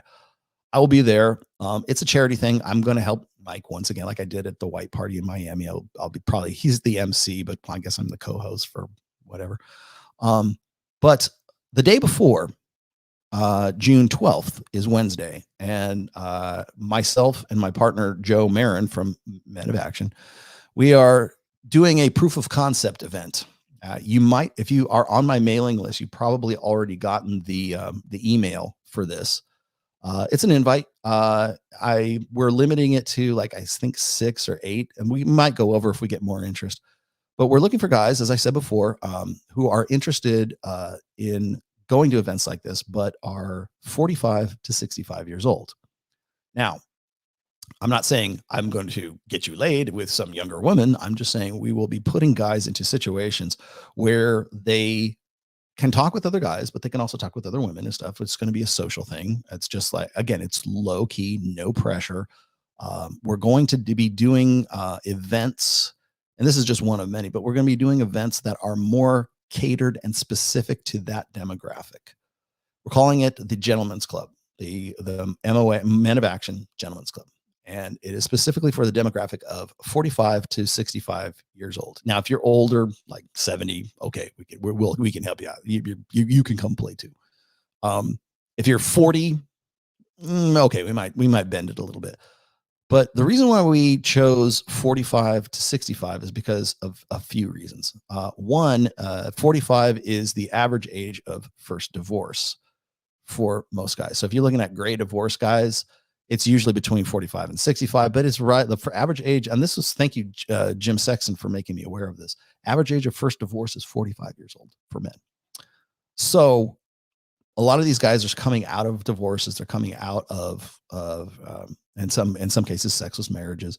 They're reintegrating themselves back into the sexual marketplace. And maybe not unlike Thomas here, they don't know where to socialize. They don't know where to go. They don't know where to fish where the fish are, right? So part of the Gentlemen's Club, the MOA Gentlemen's Club, is going to be facilitating that, but in environments that aren't like Zook or Hakkasan or like these big loud pulsing house beat music kind of stuff. Like, I think one of the number one complaints that I've heard from guys when they have to, go out to club, you shouldn't go meet women in clubs. Yeah, you can. There's nothing wrong with meeting women in clubs. The problem is like, if you're an older guy, 1, you're at a disadvantage. 2, you can't even fucking hear each other. You can't have a conversation. You can't run game if you can't physically hear each other. So we're trying to find ways, myself and Joe, to cater to the specifics of that particular demographic, 45 to 65 years old. The other reason is because that is also the prime demographic of men offing themselves, self-deletion. Okay. Men commit self-deletion at 4 times the rate of women. Some even say 5, but let's just say round it out, 4 times the rate. When men come out of a divorce, they are 8 times more likely to self-delete as a result of that divorce or what they're going through, because they lack the social networks. They lack any base of support. Women, on the other hand, have a lot of support.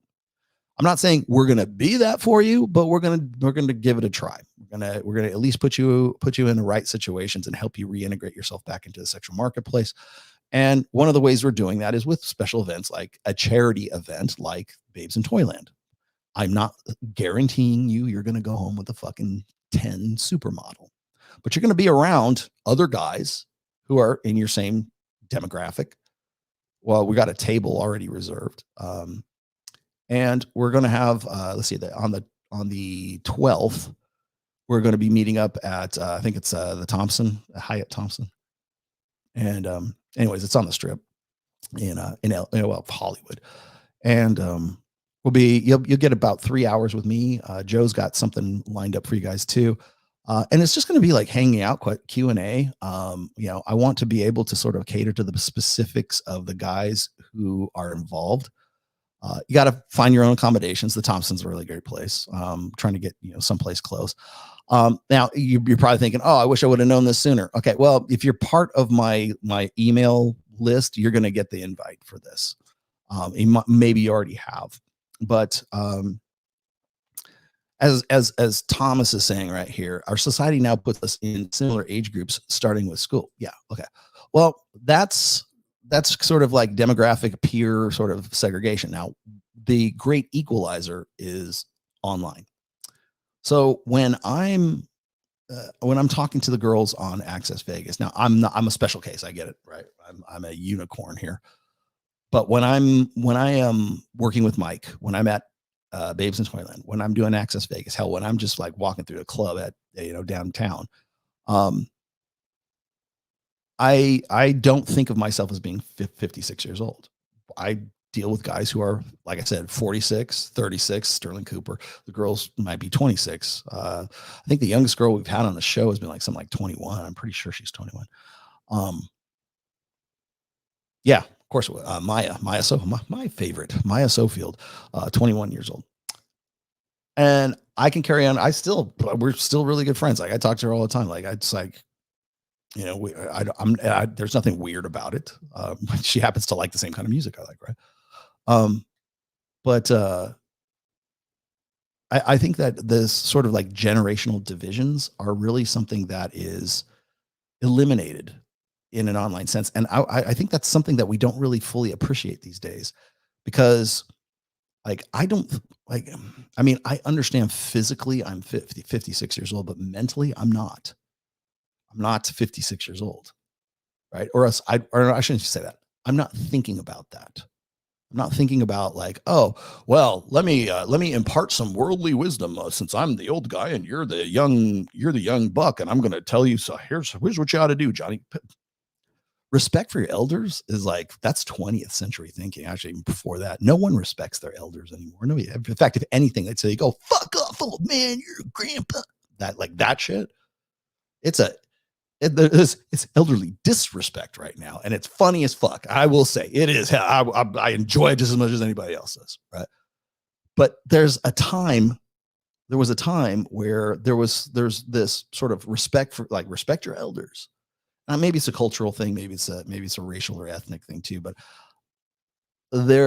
I think that's like gone in the 21st century online social media world.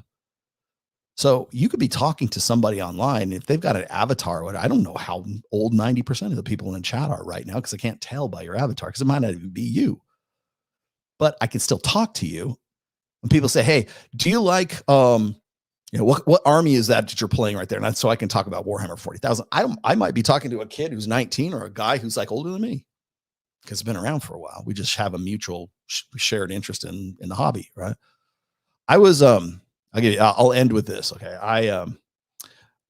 Prior to Access Vegas of this, like when we were warming up for the show and we were doing show prep, we were having this conversation with the techs at Sticky Paws Studios. And Mike was saying that the anniversary of OJ Simpson driving away, or his high speed chase when he was in the white Bronco and trying to get away from the cops, and he got arrested, and Rosie Greer went and saw him in jail and stuff like that. Me and Mike know this because we were alive. We were there when it was happening. It was like 93, something like that.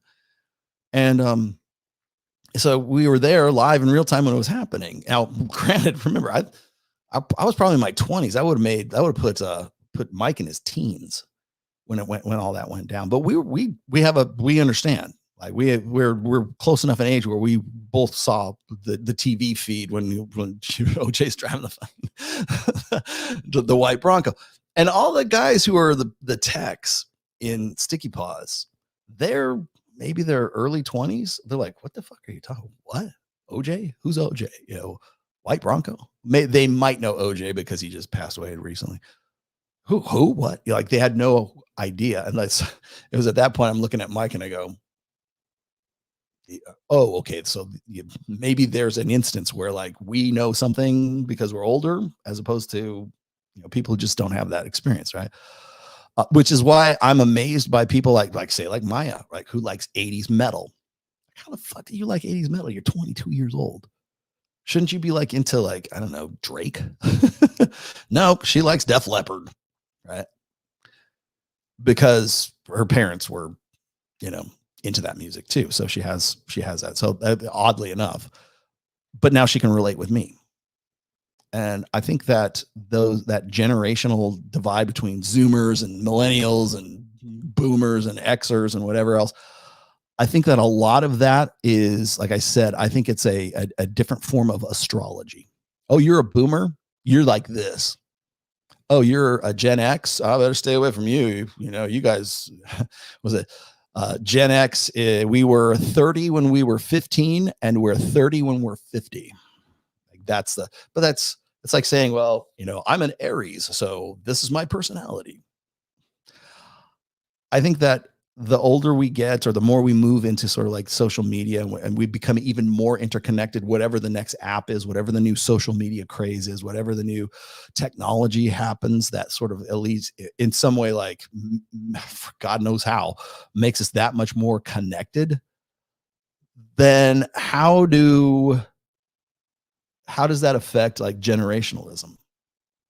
I think right now it's more like a generational tribe. I'm Generation X. So is Aaron Clary. Yeah, fuck these guys. We're Xers, right? It doesn't make any difference, quite honestly. So I think the more we move on into sort of like the next, you know, the middle of this decade or the middle of this century right now, I think the more we get connected, the less generation is going to make all that much of a difference. I'm 65 on TRT and feel great. I live in Australia. They're making it harder to get TRT here legally. Yeah, I'm sure. Then go and get it illegally. Yes, you can improve yourself in all aspects, body, mind, and money. That is true. When you're in shape or have money, you carry yourself differently. Even when you're getting girls, women smell it. Yes. But confidence is really important. Yes. And confidence, Alex, is derived from options. How do you get those options? You improve yourself. Yes, confidence is very important. Confidence has to come from generating options or having generated options in the past and knowing you can do so again. Yes, confidence is not something that is, you can fake confidence, but only for so long. I don't believe in this bullshit Tony Robbins, you know, Gary V shit, like, oh, you got to dig down deep in this magic well of confidence and, you know, get out there and face the day. Confidence comes from options, and options come from fucking hard work and generating those options, learning, growing, being better than you were the day before. This is not a pep rally because I hate that shit. But yes, confidence will manifest in your behaviors unconsciously when you have options, when you know you're far more likely to like sort of subconsciously take risks that you wouldn't necessarily take if you know you have options, you have something else to fall back on. I always say, you know, if you like, a guy doesn't go to his boss and say, hey boss, I'm giving you my 2 weeks notice, and just leave it at that. I'm giving you my 2 weeks notice because Joe down the street said he's going to pay me $10,000 more for doing the same job. And well, you know, I haven't had a raise in a long time. So, I'm out, man. Here's 2 weeks. I'll see you when I see you. Right? Oh, wait a minute, John. What if we gave you an extra 10,000, right? Can we keep you? Would you stick around? You know, you have the option to leave. But if you don't have the option, you're not in a position. It's not something that would occur. And maybe it would if your conditions got really bad. But most people, when they grow, when they start exercising and they start accumulating more options, like that's why I keep saying, spin plates, have 3 or 4 girls on your roster. You don't have to be fucking all of them. You just have, they might be somebody that you want to get to know. They might be someone that you want to get intimate with, but you have 3 or 4 of them instead of just one that you're fixated on, because that puts you at a disadvantage because you have no abundance. Confidence, options is derived from abundance as well. So if you have another job, you're far more likely to behave differently when you want to get a raise. You're far more likely to behave differently if you're in better shape and you're getting more interest from other women. That's going to change your game. It's going to fundamentally change your game. And you're far more likely to manifest behaviors of confidence and manifest behaviors and take risks with women that you would not necessarily take had you not had 3 or 4 women who are already interested in you and probably want to fuck you the same night. But number 5, I'm going to go and I'm going to see how it works out with her. And I know in the back of my head that if it doesn't, I've got 1, 2, 3, and 4 waiting on the back burner. So I'm going to display different behaviors because with that knowledge in the back of my head. And so your behaviors will start to manifest as a result of that sort of unconscious knowledge that you have options. Very good. Another reason to spin plates. Another reason to date non-exclusively. Thanks, brother. You may create a bookworm out of me yet. God, I hope so. Please, people don't read. Yeah, that's the high. This is, by the way, this is the, you know what? Fucking A. That is the highest compliment you could give me. Rollo Tomasi, so good, he made me want to read. Confidence comes from the gut. Nice shredded set of abs is happiness. Yeah, well, okay. Haha. Rollo, what's your take on finasteride propecia? You mean like the hair thingy? The hair? Propecia is for hair loss, isn't it? I don't know. I don't use it. I've never needed it. Although I might need it soon. Why does she keep wearing that beanie? I don't like the beanie. Oh, well. Okay. George Bruno, of all people, texted me just a moment ago. Thor is texting me. I need to respond to Thor later on. I wish Thor would realize that I'm actually in the middle of my show right now and jump in the chat. And Sam Bada, thank you very much for being my faithful mod once again. I appreciate you more than you know, more than I say. I might, do I have this one more thing here? I think I pretty much made my case here. Here we go. I wanted to read this part too. Okay, so this is the last, second to the last part in the essay. I won't put it on the screen, but I'll read it to you. What's my age again? The second snarky part of this criticism is the most interesting. From the time I started enjoying a marginal bit of notoriety for my work, the most consistent form of hate I've been subjected to is my look. The truth is, I've changed my look over the years to suit myself in various phases of my life. Today, I can write the most thought-provoking essays and books, or do a deep dive into intersectional dynamics on my podcast. But in the first dozen or so comments of the show, or of the post or the show, there's invariably the "why do you dress like that?" cringe commentary. Some variation of "act your age" is usually trotted out in the comments and chats. Mike Sartain, my co-host on Access Vegas, gets this a lot too. It comes from the fact that at 46, Mike consistently surrounds himself and dates women 10 to 20 years his junior. Considering 63% of men 18 to 29 are single, it would be easy to dismiss this hate as simple envy. But I don't believe that's the whole story, because older women will consistently berate Mike and me for philandering with young women, some of whom are younger than my daughter. Flattering as it is for the record, I don't do any philandering with the women we work with. But the optics are I at 56 and Mike at 46 are representative of the older men who are poaching the potential lovers and future wives of the 20-something younger men who've yet to maximize their SMV, sexual market value potential. If you watch my show or follow my social media, you're probably aware that I've been putting on a bit of muscle lately, to you guys' point, right? Mike convinced me to go on testosterone replacement therapy last year, which motivated me to take my training more seriously. Humble brag alert, at 56, I'm not glossing myself to say that I'm in the top 1 to 2% of men with respect to my physique. While I'm not a millionaire yet, I'm pretty close to my next zero.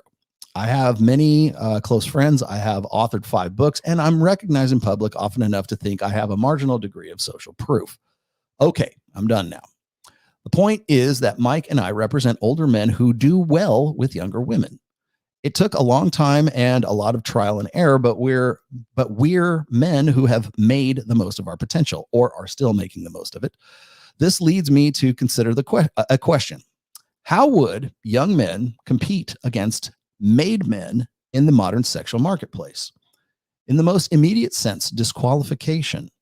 Via social media, it's never been easier to appeal to the masses to disqualify a sexual rival by throwing shame and ridicule at him. But this is less about intersexual combat and more about what I call future mate guarding. I alluded to this in last week's Licking the Ice Cream post. If you haven't read that, that was pretty good. Future mate guarding is a proactive contingency against made men licking their future ice cream.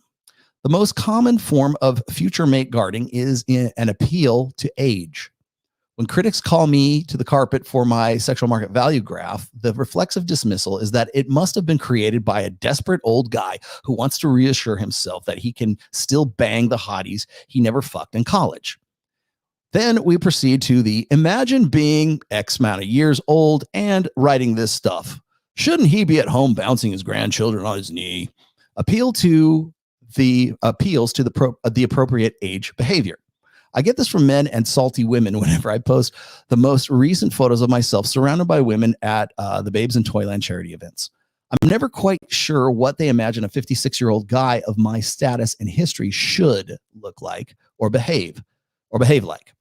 I presume it's pasty white, a paunch, and gray hair, and wearing sensible Dockers slacks, and a button-down shirt, business casual, long sleeve shirt from Kohl's. Some shade of khaki, I presume. I've never fit into anyone else's molds or expectations, so I won't beg anyone's pardon for dressing the way that I'm comfortable, and genuine in. Why would act your age be the go-to shaming tactic? Well, sorry, I guess the light. I just dropped the light. So why would that be a shaming tactic? Why? I get this all the time. It's act your age. And I will always say, like, I get this on Twitter quite a bit. They'll be like, you need to act your age, man. I thought you were going to be more professorial. Like Jordan Peterson. Right? And sometimes they'll go, yeah. And I'll go, have you seen how he dresses lately? He looks like a DC Comics villain.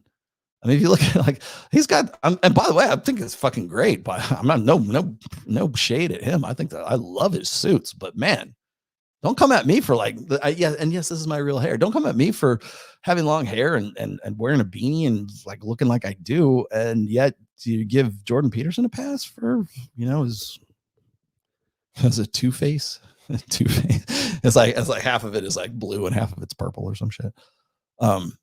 And again, really cool suits, but come on, man.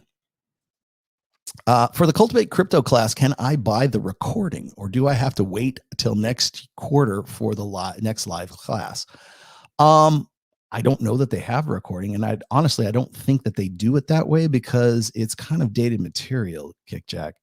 I'll ask Miguel. They might. I don't know if they save them though, because the quarterly thing, like the reason why they have to do 4 quarters is because like what they did 2 quarters ago is completely irrelevant right now. That's, you want to talk about a guy who busts his ass and works really hard. Charlie and Miguel are those guys because they have to keep doing it over and over and over again to stay, current on what's going on in the market. Yep. What are you talking about, dude? Really? Oh man. Yes. I mean, Jordan Peterson. Yeah. Wait a minute.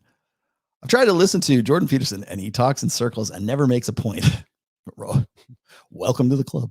So that by the end of whatever he's talking about, I don't even remember what the hell he started with. Yes. You know what that's called, Walter? That's called baffle garble.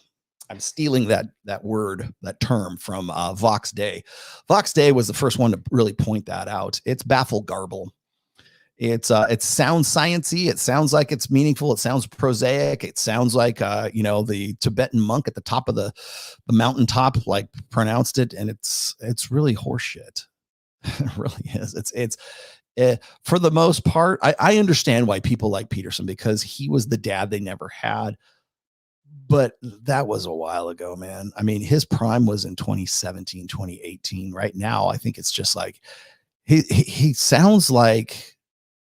First of all, I agree with you. He really gets into the lost in the sauce. He gets lost in the sort of like pseudo new agey bullshit generator lingo. Honestly, quite honestly, when I listen, like AI would have no trouble like mimicking the words and the mannerisms and the writing style, the writer's voice for Jordan Peterson. Very easy to emulate. But it's what Vox Day calls baffle garble, which is it sounds like it's meaningful. It's like a pseudo profound bullshit, I think is what he called it. Yeah. Baffle garble. What a great fucking word. Stealing that. All right.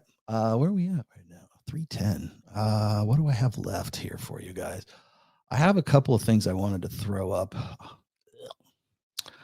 Oh, okay. I got one more topic I want to hit on.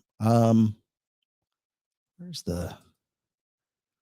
is just something I was thinking about. As far as like, just to wrap this up in a nice little bow here. Older guys can get with younger women. Okay. We see it's happening there. We see the evidence of it anyways. Now, am I saying that they're going to fuck 65-year-old dudes? Right. Am I saying, wait. Am I saying that this thumbnail is a likely scenario? Not unless the guy is paying a lot of money. Okay. You are 100% right about that. But I would say that by and large, the women who are in the 18 to 29 demographic are either fucking the same guys, and no gatekeeper of the fucking evolutionary psychology chain wants to admit that, or they're banging older dudes, the guys who are out of that age cohort. And if that's the case, then guess what? That old fucker Rollo Tomasi was right about 37 being the age that men hit their stride, and or 23 being the prime age for women's sexual market value where it peaks. So if that's the case, and we can see it evidenced in these quantifiable statistics, not qualified, nobody's self-reporting here. We can see the math being put out there. Then those are really the only two options here. If they're heterosexual and they're not in polycules or whatever the fuck they're calling it right now, they're not in some like polyamorous situation. Okay. Yeah. You're right. If they're heterosexual and the woman is between the ages of 18 and 29, the odds are more of them are getting with guys who are 30 and up than are not, because we can see from the demographics from the Brookings Institute report. And all this bullshit about like, oh, well, those guys aren't as sexless as you thought, Rollo. That GSS study is from 2018. Oh, okay. What do you suggest is happening? Oh, well, these guys are having sex. They're just having it within committed relationships. Oh, doesn't that sound so good and wholesome? Because women are much better than you're making them out to be. Well, 63% of them are not in any relationship. So where do we go with that, Mr. Gatekeeper? What about the women? Because women are in more relationship of that cohort are in more relationships than the 63% of guys who are not in relationships. What does that mean? That means 30, 60, 40. So that would be like 47. 47% of the guys, 47. Yeah, 47%, 63. 37 are not in are in relationships. And the thing that's funny is like they presume also. Have you guys heard, what was it, hag maxing? Have you heard of this yet? Hag maxing. Well done, incels. Well done. Hag maxing. Yes. What is hag maxing? Hag maxing. Hag max. I can't even believe I'm saying this word. Hag maxing is young guys who are in their 20s, specifically targeting older women. I don't know if this is like a real trend or if it's something that we ought to even be like considering right now. I mean, it's probably not. I'm probably completely off base in all this, but there is a terminology for it. It's called hag maxing, which is it's younger guy. In my era, we used to call that cougars. It's basically cougars, right? It's basically younger women or older women getting with younger guys, right? But now I guess the tables have turned. So there's like the 20 some odd year guy who's trying to get with the older woman. Hag maxing. I guess, hey, remember I showed you the video of the young guy who's probably in his 20s is getting with the 60-year-old girl. I guess that would probably qualify. I mean, she's not bad looking for 60. that would qualify as hag maxing. Jesus Christ. We have to think of a new word. It's like you came up with corny. You start reusing corny and cringe. But then we need hag maxing for cougars, I guess. So, cougar maxing. More than a man can take. But so just to sum this up before I move on to the next topic here. Older men are going to be more made. They're going to have more of the things that women who want to be in a relationship are going to ideally have. Now, the other part of this is that the go-to rationalization for this is that, and Rob Henderson was writing about this today. That's the next thing I'm going to get into. It's like why young women are much more liberal than young men today. And I won't read the whole article to you or anything like that, but he just came up with this is again on Substack. Everything's going to Substack today. I don't know if you guys don't subscribe to Substack. What are you fucking doing? But the thing is when I read this, it says why young women are becoming more liberal than young men. Percentage of women who are age 18 to 29, that same demographic, by the way, who identify as liberal. Okay. And they're looking at close to 45%.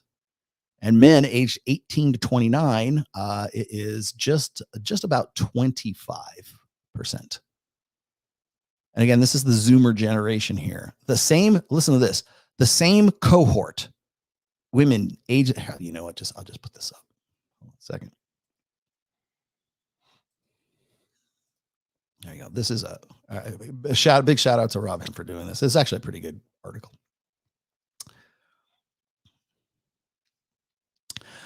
Here we go. Why young women are becoming more liberal than young men. The gender equality paradox. Counterintuitively, gender equality is leading to greater gender gaps. Yeah, like women dating older guys. So this is the graphics he's got. I think it's a Gallup poll. Okay, it's from 1998 to 2021. I don't know how. I guess maybe they just poll women here, but young women are much more liberal than young men. Percentage of men and women between the ages of 18 and 29, the same demo, remember, who identify as liberal. Okay.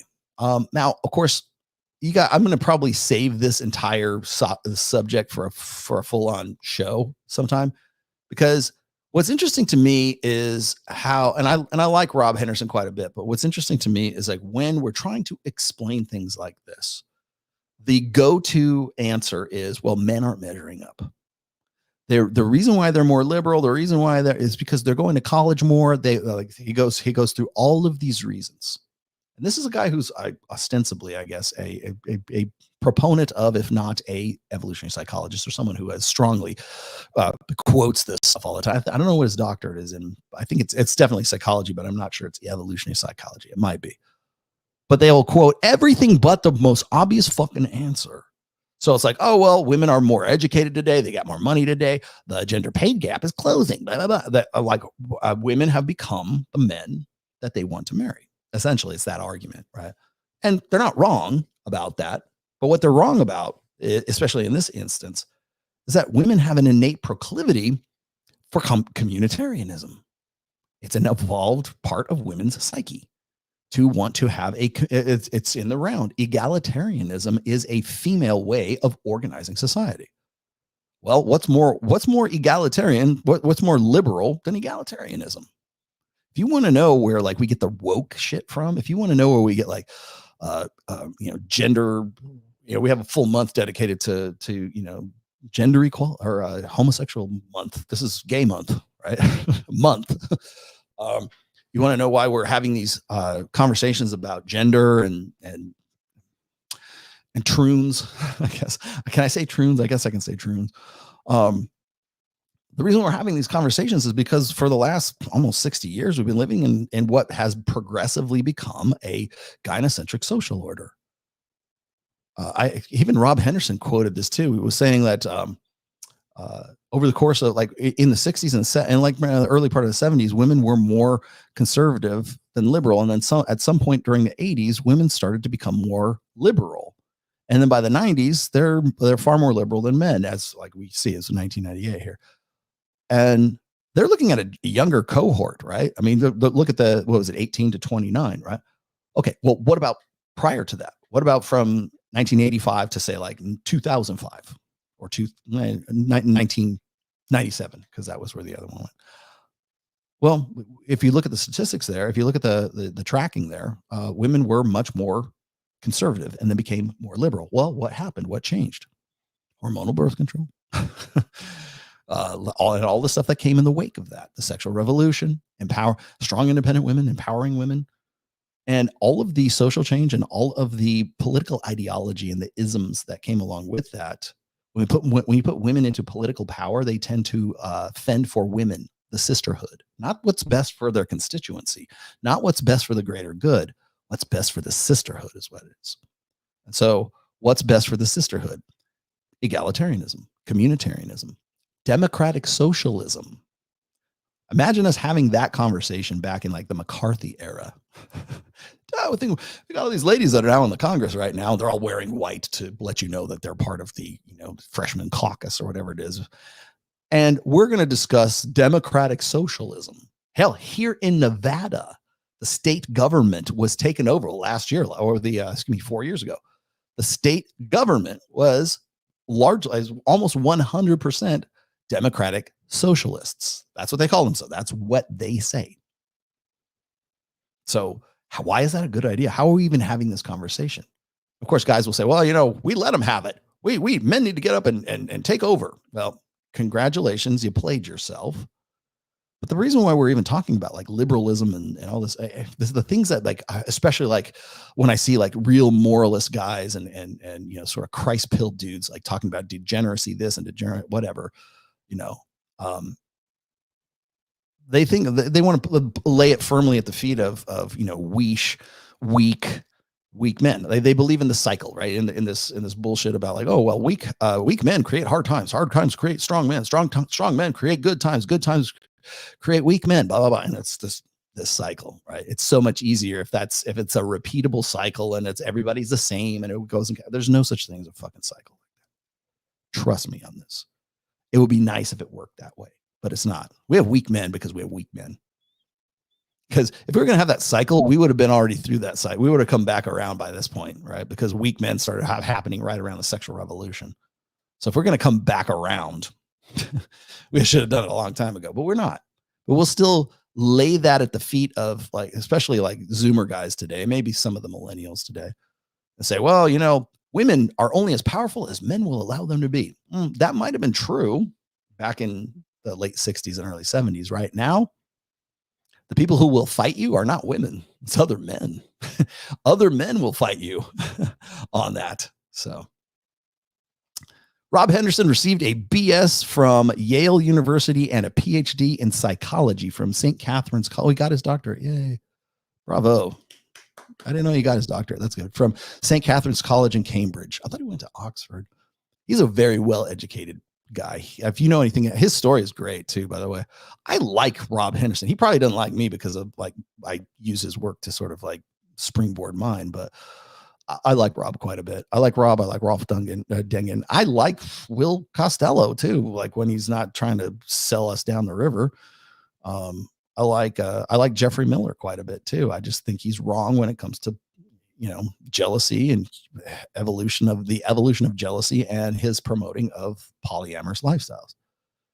And by the way, that's like just a practical observation. I don't care about it moralistically. Please go fuck whoever you want to, but don't tell me, the red pill guys are wrong while you're, rejiggering evolutionary psychology that you've taught for so long when it comes to jealousy, so you can evangelize for, your open relationship with Diana Fleischman. What do you got? Finasteride. Oh, that's the hair replacement thing. Saves your hair by lowering DHT, a byproduct of testosterone, which is a cause of male baldness. Is it? Curious if it's discussed in your circles. Not really. I'll tell you why. Would you like to know why? Oh, hang on one second. Can you bring a guest on with experience and do a show on running a harem? In today's time, I believe this is the only answer. You mean a real harem? Like you have your hair, like you're the emperor of dynastic China and your harem is in the Forbidden City? Or do you mean like a soft harem where the girls don't know about each other? Or do they know about each other? There's only one person I could bring on that would have a would have any kind of experience with that, and that would be Justin Waller. I don't think he has a quote unquote harem, at least not in the formal sense. So, but I could do that, sure. Casey Jones. Should I get Casey Jones? I think he's in jail. Where do we go here? I use Weesh because everybody used to use that back in the mid 2000s. That dude's Weesh. I just kind of caught on. Oh, here we go. Curious if it's discussed in your circles. Okay, here's why it's not so much discussed in our circles, because rather than doing that, most guys will go get hair transplants. All right.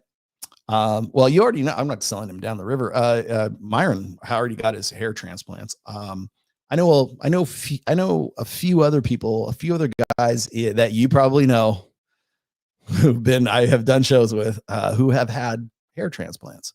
And so it doesn't really get talked about too much because those guys would rather opt for just going to like Turkey and having their hair transplant. Hide Yamagishi, my workout partner, but my friend who I work out with at Powerhouse Gym, IFBB champion of 2023, just came back from Turkey a few months ago and he got hair transplants and they look pretty good. So if you can afford it, I think most guys will probably go with the hair transplant thing, kind of like what Myron did. So I don't know enough about like Propecia or finasteride or whatever it is. Now, so look, full disclosure, like I'm going to do a show where I'm just going to tie my hair half back so people can see that I actually have hair, but I do have my hair's thinning up top. I'm not like bald or anything, but I've been thinking about it. The thing is like most guys don't really think about putting Propecia on or doing whatever, some sort of like chemical way of like sort of reseeding their hair. Because most guys will do one of two things. They'll either get hair plugs or for replacement, right? Or else they'll just go bald. They'll just pull a Rich Cooper. And Rich Cooper's like Rich Cooper. I've done Beanies. I have done shows. I have done Beanieless shows, but people don't remember them. I did a Beanieless show in 2020, 2021. I think that's the last one I did. I haven't done them in a while. Only 30. Yeah. Maybe it's time to not uncommon, Brandon. Like Myron is 32 and he's already had his. I mean, look at his hair now. Like a fucking carpet, man. Beanieless show will go viral. Yeah, it will. And you get for all the wrong fucking reasons too. Hey, Rose, he went beanieless. Look, he looks like the Crypt Keeper. I need to slick it back and make sure it's like 100% on. And then I got to do it shirtless too, because then people will focus on my pecs instead of like my hair. Oh God, that would be funny. You guys are killing me. So anyways, I think this is a good, like, as far as Rob Henderson's newsletter here, like, why are young women becoming more liberal? You guys should definitely, if you're subbing to me, you should probably sub to him too. I'll give him that shout out. I think Rob's quality content. But the point I was making here is like the reason why we kind of beat around the bush on evolutionary psychology, especially the guys who would like to think that they're like gatekeepers of it right now. This is my science. Well, first of all, your science is just rife with replication bias and replication, a crisis of replication right now. I know, and I even hate to say this because honestly, I think evolutionary psychology and actually most branches of psychology are legitimate sciences. The problem is you put too many guys in there who are on the take, or people who need to turn their science project into an influencer online brand. That's when you muddy the waters. Because I will tell you right now, the guys who I'm calling, the sort of the gatekeepers of evolutionary psychology, they're really not. They're just guys who want to in some way be contradictory they're contradictionists, right? They're apologists is what they end up being, because everything is anti-red pill. They don't do anything except for find things and find ways to in some way insinuate that the red pill was wrong about something. And then of course, like a month later, they were suddenly would find another study that proves it was right. So really what it comes down to is these guys who want to say, hey, don't worry about it. These red pill guys, all these incels, it's not as bad as they say. And then yet daily on Twitter and daily on, and I have to keep reminding people, like, I'm not saying it's bad. In fact, I'm not even trying to tell you it's good or it's bad. You use this information I hope you're using it to your benefit. But a lot of people don't. They use it to shoot themselves in the foot. I was just redirecting to you from another video. Oh, you were? Holy shit.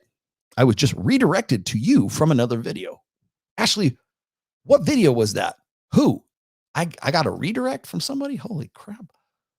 That to me is weird. Yeah, get Jack first. I should make a t-shirt that says like, get Jack first. But so the reason I'm bringing up the liberal women thing is it's another example of this. So it's every explanation except for the right explanation, which is women are more interested in people and men are more interested in things. Men organize society hierarchically. Women organize society in the round, in a community, communitarianism. That's how we evolved. If you are an evolutionary psychologist and you are not acknowledging that when you're talking about why women are liberal, right? If you're not doing that, you're not telling them the whole truth. You're not considering all fucking avenues, all fucking options. And I bloody fucking hate that right now. I hate that. Like Rob was, and this is no hit on Rob, but Rob was saying something about, he was reporting on a study that shows that women are more interested in violent pornography than men are. And he had to put a little caveat. He had to put a little asterisk by that. I say, I hate reporting this stuff because online misogynists will take this and turn it to, whatever their ideological advantage is, right? Why do you have to say that? Why can't it just fucking be what it is? I'll tell you why, and I'll quote him again. You can't tell people statistics without telling them how to feel about it. That's him telling you how to feel about it. It doesn't mean that they're all interested in this and they all crave this and blah, blah, blah, blah. And I call him to carpet and have that discussion with him. But the fact is he had to put the disclaimer that, hey, just in case these red-pilled, fuckwits take my data here and use it for their misogynistic, manipulative ends, I'm blameless. Tell the whole truth or don't tell the truth at all. So when I see the liberal women, like, why are more women liberal than men? Because they are innately egalitarian. That's how, if you put women into political power, they will organize society as an egalitarian, socialist, communitarian, in the round. You get one. You want to know why socialism sounds so good to women? It's because it sounds like everybody's equal. That's how women look at respect, right? Remember when I talk about like how there's differing gendered definitions of respect? There's the one that men use, which is, what have you done that earns my respect? What do you do that makes you respectable, right? How did you merit it? There's the merit-based hierarchical definition of respect. And then there's the other definition. And by the way, there are two definitions in the dictionary. And the other one is the female definition, at least by my freaking reckoning. And the female definition is everybody's deserving of respect. It's common courtesy. You get a trophy and you get a trophy and you participated, so you get a trophy. And we should all feel good about ourselves because we should all respect one another. No, we shouldn't. Because respect is something you fucking earn. And you can't earn it if you got a participation trophy. So what is it? The reason I'm bringing this up here is because there's a guy, and all you Australian guys need to listen to this. What is TRT safe and good for your health long term? Yes, I think so. It's safe. I don't know how about health, because I don't know what the long term effects of, because who knows? I don't know how long TRT's been around. Did I get to everybody? Me waiting for those red pill guys merch. Yeah. Trust me, Dan, I have considered that. I might actually do that.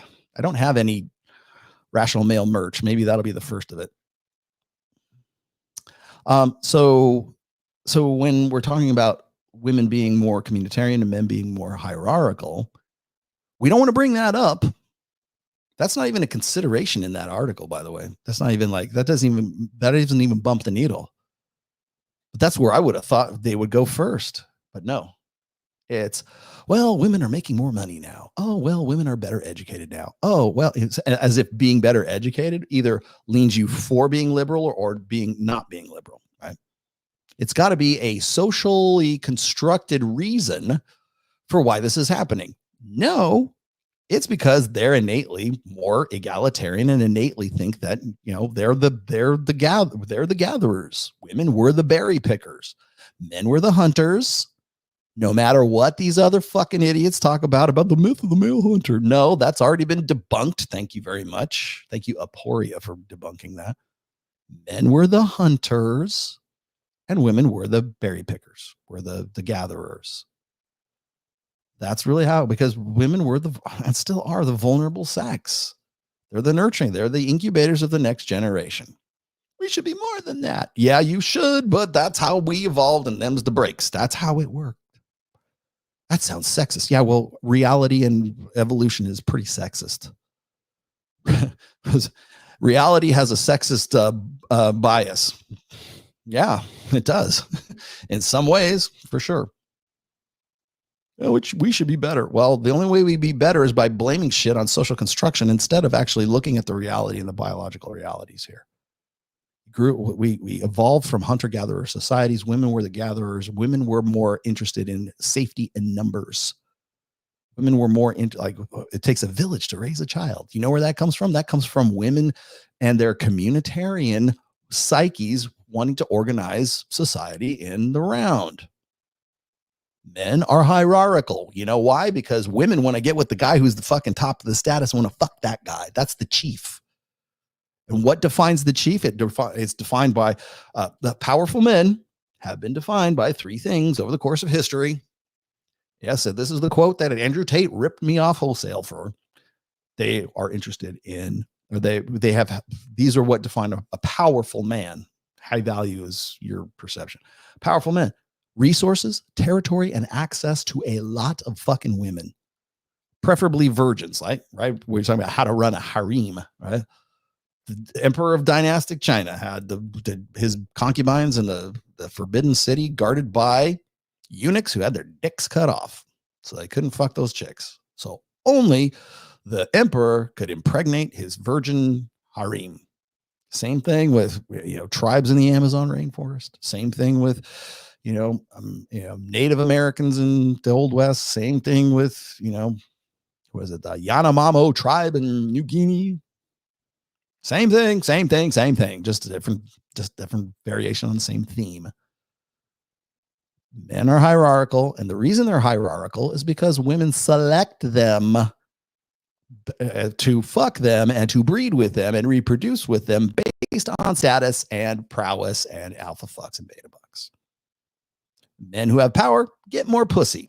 Men who have power get to reproduce more than men who do not have power. Status. Hierarchy. Women in the round.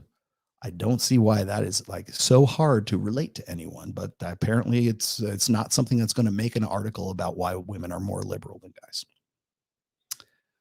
Okay. Here in Australia, I'm sick of female liberal over femme bosses, and domestic violence has been in the spotlight. They forget men are victims too. How can we have masculinity? You can't. You know why? Because now you have a minister of male re-education or some shit like that, male behavior correction or some shit like that. I believe it's Australia. I don't think it was Canada. I even took that guy to the carpet. Like I did. The guy when he became he was assigned to that post as the minister of male behavior correction or something like that. I couldn't even believe I was reading this, but apparently it's like you guys are like the men in Australia are so fucked up and so disrespectful of women that we need a minister in the cabinet to tell guys how to behave. Really? And then of course, what was the fun? There was a tweet, and it was about a week ago, so I can't go dig it up right now. But I hit him back because this guy was like saying he was very proud to be this post. He says we need to start, reparations between the genders by men respecting women. I'm like, oh, respect. So what definition of respect are you talking about? The hierarchical, merit-based one, or the communitarian one that women tend to use? No reply. Yeah. Yeah, it's Australia, correct? I think it's Australia. Yeah, it's a the Ministry of Male Behavioral Correction, or like anti-toxic masculinity in Australia. Dude, I would leave. People say, if Trump gets elected, I'm leaving the United States. If this some bitch is the minister of masculinity in Australia, I'm out. That's what I would do. That's how much they hate masculinity. That's how hostile. You want to know why I'm on a DHS watch list? That's why. Make up as much bullshit as they can get paid for. That's what they'll do. Exactly. I know it is nuts, man. Fucking crazy. Oh, I got to you already. My bad. Okay. Yeah. I think that's it for now. Somebody sent me couples in which the woman is the only earner report lower life satisfaction. Get a job. All right. I think that's going to be it for the day. Man, I have all this great shit that from Ryan. Ryan Stone's been on fire lately. If you don't follow Ryan on Twitter, you should be. I got a lot. Ryan actually kind of inspired me to like sort of rekindle the sexual market value graph once again as well. If he's got a series of posts on Twitter right now that I think you guys should probably go check out. What do we got here? Somebody give me something else. Was it?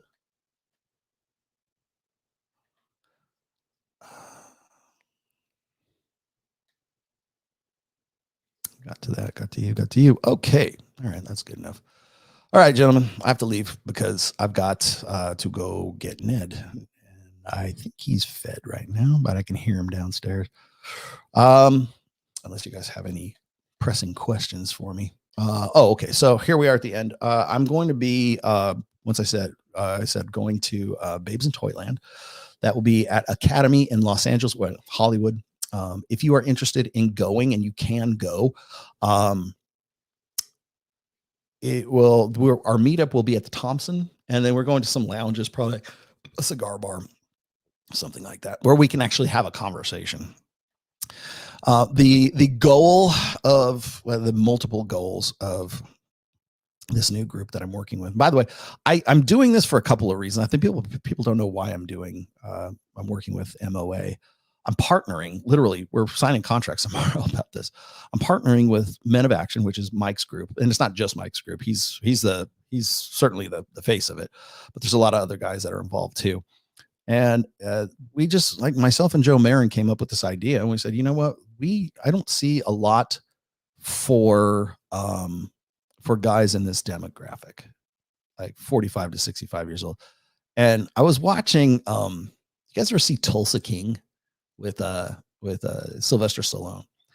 The funniest thing about Tulsa King is like Tulsa King, I won't spoil it for you, but Sylvester Stallone plays a guy who went to jail for the mob in New York, right? 25 years ago. And then the story starts, it picks up when he's released from jail.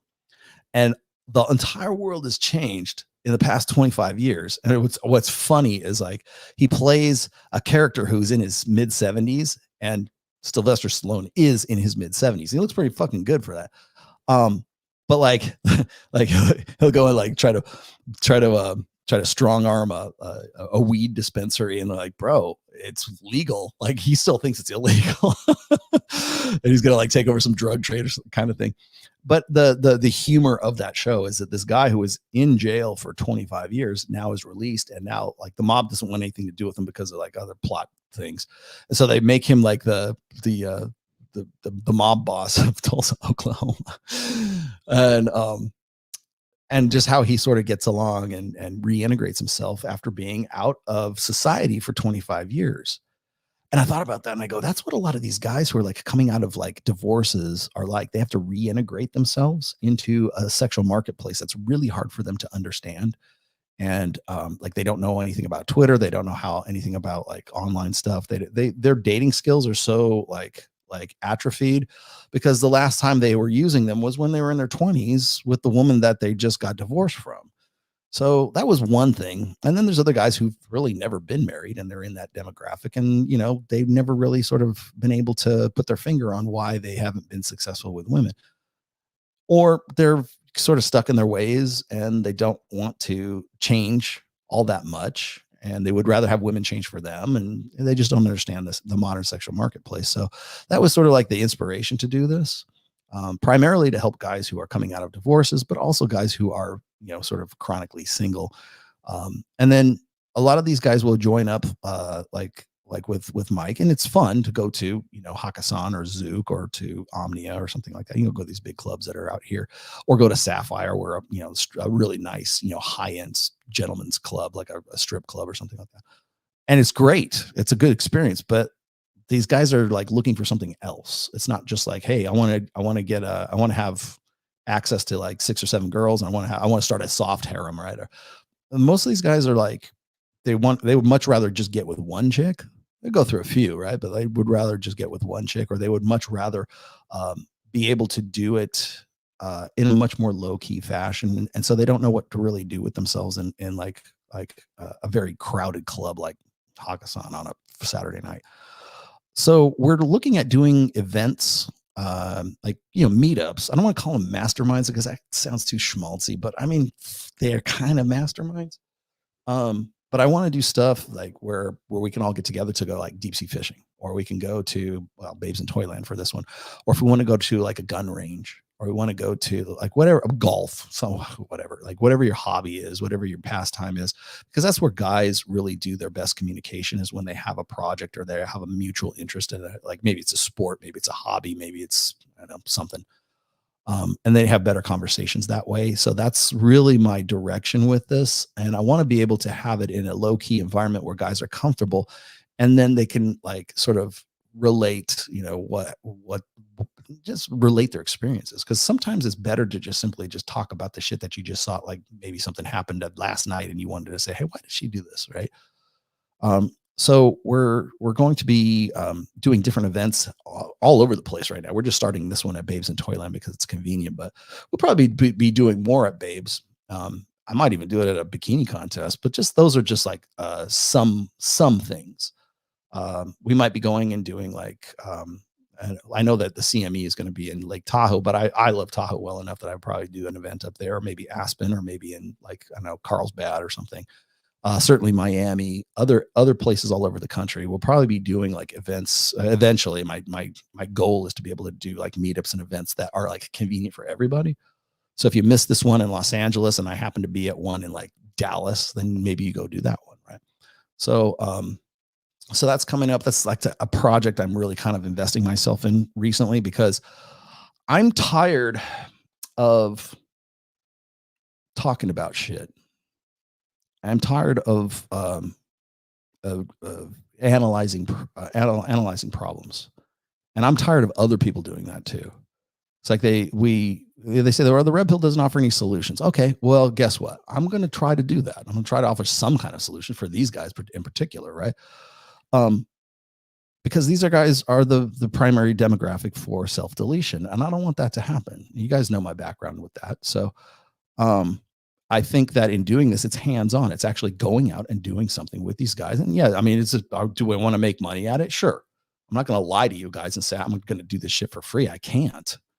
But you know, if I can make money and be a force for positivity and helping these guys and helping them reintegrate themselves back into the sexual marketplace, and they can change their lives and be better for it, then I'm happy to do that, because no one else is doing that right now. We're going on shows and we're talking about shit.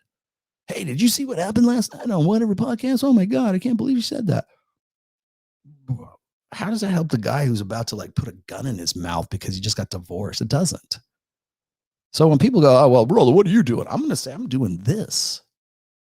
I want to do something that like actually has some fucking, you know, some merit to it. And people say, oh, all you ever do is gossip. All you ever do is your reaction videos. Like, no, I'm actually doing shit. I don't think people really realize that. Like I work my ass off at this stuff, and sometimes for not a lot of payback. Right? I mean, we're doing Access Vegas. By the way, I need to announce this. Access Vegas is now exclusively on Rumble. I got demonetized, or the Access Vegas channel, not this channel yet, got demonetized. And I think I should point out the fact I just got it. It was just last week. And that's why we're Rumble. My version of it is Rumble exclusive. And I'm going to try to make the most of it with Rumble. But you got to remember that I started Access Vegas with Mike back in October of 2022.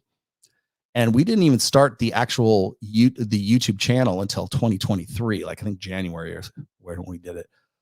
Because I was eventually I wanted to migrate all of our audiences over to one channel. Because we have been simulcasting to this channel, to Mike's channel, to the Rumble channel, and what was the other? There's another one we're doing, the Access Vegas and the Access Vegas channel itself. So we're 4 different places to go with the simulcast, and that really dilutes the audience. So I was hoping to aggregate everything in one YouTube channel, but that decision was made for me last week.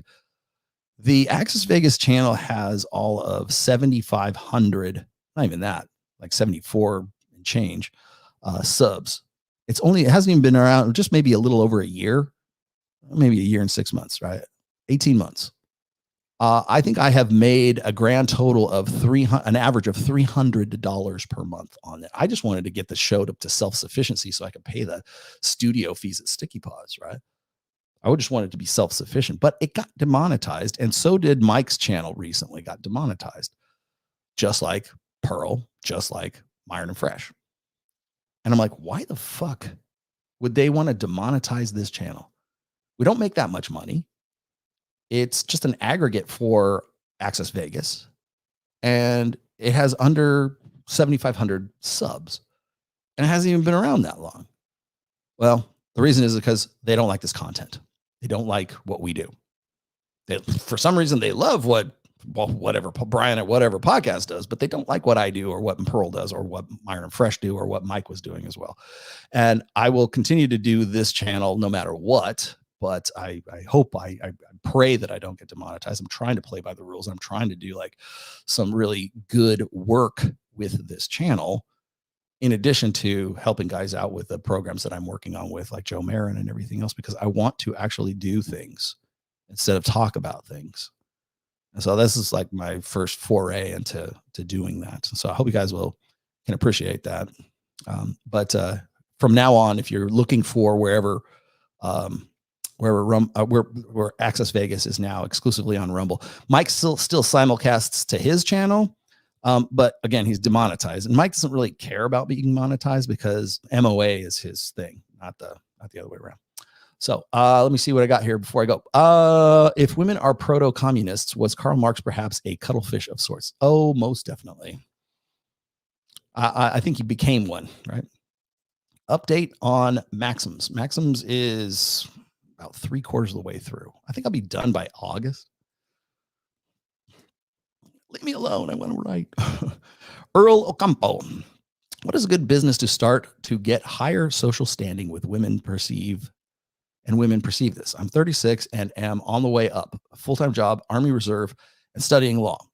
Well, law would be a good law. Be an attorney. What more can I do? Spinning plates, but I want to level up more. Well, you still you say you were. I am in you're in the Army Reserves. Law sounds like if that's what you like, I would really hesitate to tell you to change your career path to facilitate you getting more pussy, because there's one thing, pussy will come one way or the other if you're a high value dude. Okay. But I would hate for you to get into like a career choice that later on down the road you're making good money at and you can't leave and you're kind of trapped in, but you really fucking hate, but you got into it because you're like, well, this is where the chicks are. It's kind of like taking up like salsa dancing. You got no fucking interest in salsa dancing whatsoever, but the chicks are hot. And if I learn how to fucking salsa dance, I'll be great. Right. And then I'll get pussy. Don't make your long-term life decisions based on like facilitating pussy. But that said, you already said law. That seems like pretty high status. Assuming, I don't know what law you would want to go into, But it seems like that would be the natural fit for you, Earl. Why not just do that, right? Full-time Army Reserve and studying law. What can I do? Spinning plays that need to level up more. Well, I mean, money, muscles, and game. And by the way, that's synergistic. Money, muscles, and game. Pursue all of them at the same fucking time. None of this chase excellence, my friend, which is like nobody knows what the fuck you're talking about. It's not chase excellence. Chase it all. Chase excellence, chase game, chase health, chase wealth, chase relationships. There's not like you're a fucking human being. You don't have to specialize. You're not an insect. You don't have to specialize. Oh, hey man, thank you very much for that. Much appreciated. What is the name of your Rumble channels? Access Vegas. Access Vegas is the name of the channel on Rumble. And I would throw a link in here for you to go check it out, but I can't do that without risking this channel. So just go and look up Access Vegas on Rumble and you'll find the channel right there. Thank you very much for that very generous contribution, my friend.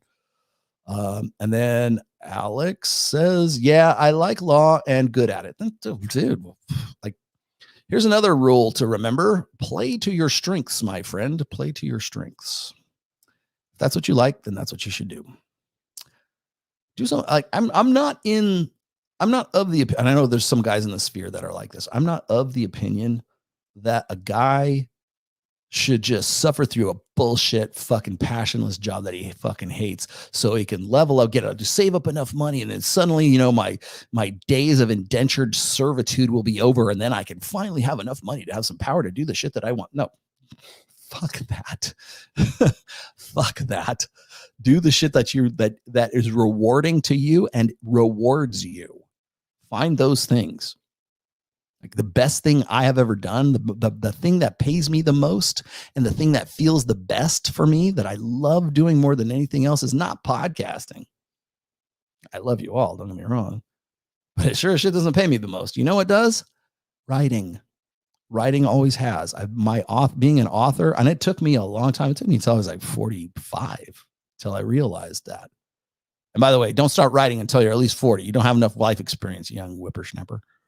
But yeah, I mean, I've always been creative, obviously, but writing was my groove, and it still is my groove, and it's like what I'm best at. So I'm not going to go, you know what? I don't think I want to be a writer. There's no pussy in being a writer. I think I'm going to go be a bar back at, at the clubs, because that's where the pussy is. No. But yeah, I mean, I'm not of the opinion that you should suffer through some bullshit job. I think you should do what you're passionate at, because it's going to reflect in your work. And as I said before, at the end of your life, it's not going to be, you're going to be more proud of your body of work than you are of like your trophies on your shelf, your accolades, because your accolades only last for a little while, and then you got to move on to the next one. You're only as good as your last work. I'm only as good as my last fucking book, which, by the way, that's why I got to be motivated to get the next one out. I'm only as good as the last show I did. I'm only as good as the last event I did. I'm only as good because like people like, okay, that was great. What else you got? And that seems like really mercenary. And it seems like, oh man, it's never ending. Yeah, it is. And that's how you work with it. You have to learn to thrive in the chaos. Some people think, oh man, you got to take it easy. You got to relax. Now, the minute you start fucking letting your guard down, that's when people lap you on the fucking track of life. You have to thrive in the chaos. Unfortunately, I can do that. And it took me a long time to do that. Yes, don't live on your laurels. Thank you. Rest on your laurels. That is the way. This is the way. This is the way. All right. Anything else you guys have a question about? Because I'm about to close this out here. So Babes in Toyland will be on Thursday. So there is no Access Vegas, which is now exclusively on Rumble. This show will be live from the new studio on Sunday, because we should have the Cox internet situation already resolved by that point. It's coming along nicely. We've got technically we have 3 studios in this new apartment, but we're working on the first 2 right now. We'll get the 3rd one done once we're up and running. Really, really fucking great, man. I cannot wait to do shows at this place. I mean, I like have the convenience to do this here, but this is only when I'm in an emergency situation. So that's coming up. I'm trying to think what else we got coming up. 27th, June 27th will be the next Access Vegas, and we have some like really hot chicks fucking lined up for this one because it's summer. We're on summer schedule right now. We got that coming along. Update on 1971. That's going to be. I'm thinking I might add that to a current work right now, Jones. If I do it, it will be a smaller book. It will probably be probably under 200 pages if I make it a dedicated works. It's technically it's already written actually. I was thinking about putting it up as a series of posts on Substack, but I don't know if I want to give it away. So if I do it as a standalone, it will probably be a book of about 200 pages. It's not that long, and I'll sell it on. I'll just put it up on Amazon. If I don't integrate it into something else that I'm working on right now. So, but I would say update. If I do it as a standalone, I could probably do it by August as well. There you go. Let's see. On the other book, like I said, it's out for the first round of approval for Amazon right now. Hell, it might even be in my inbox right now.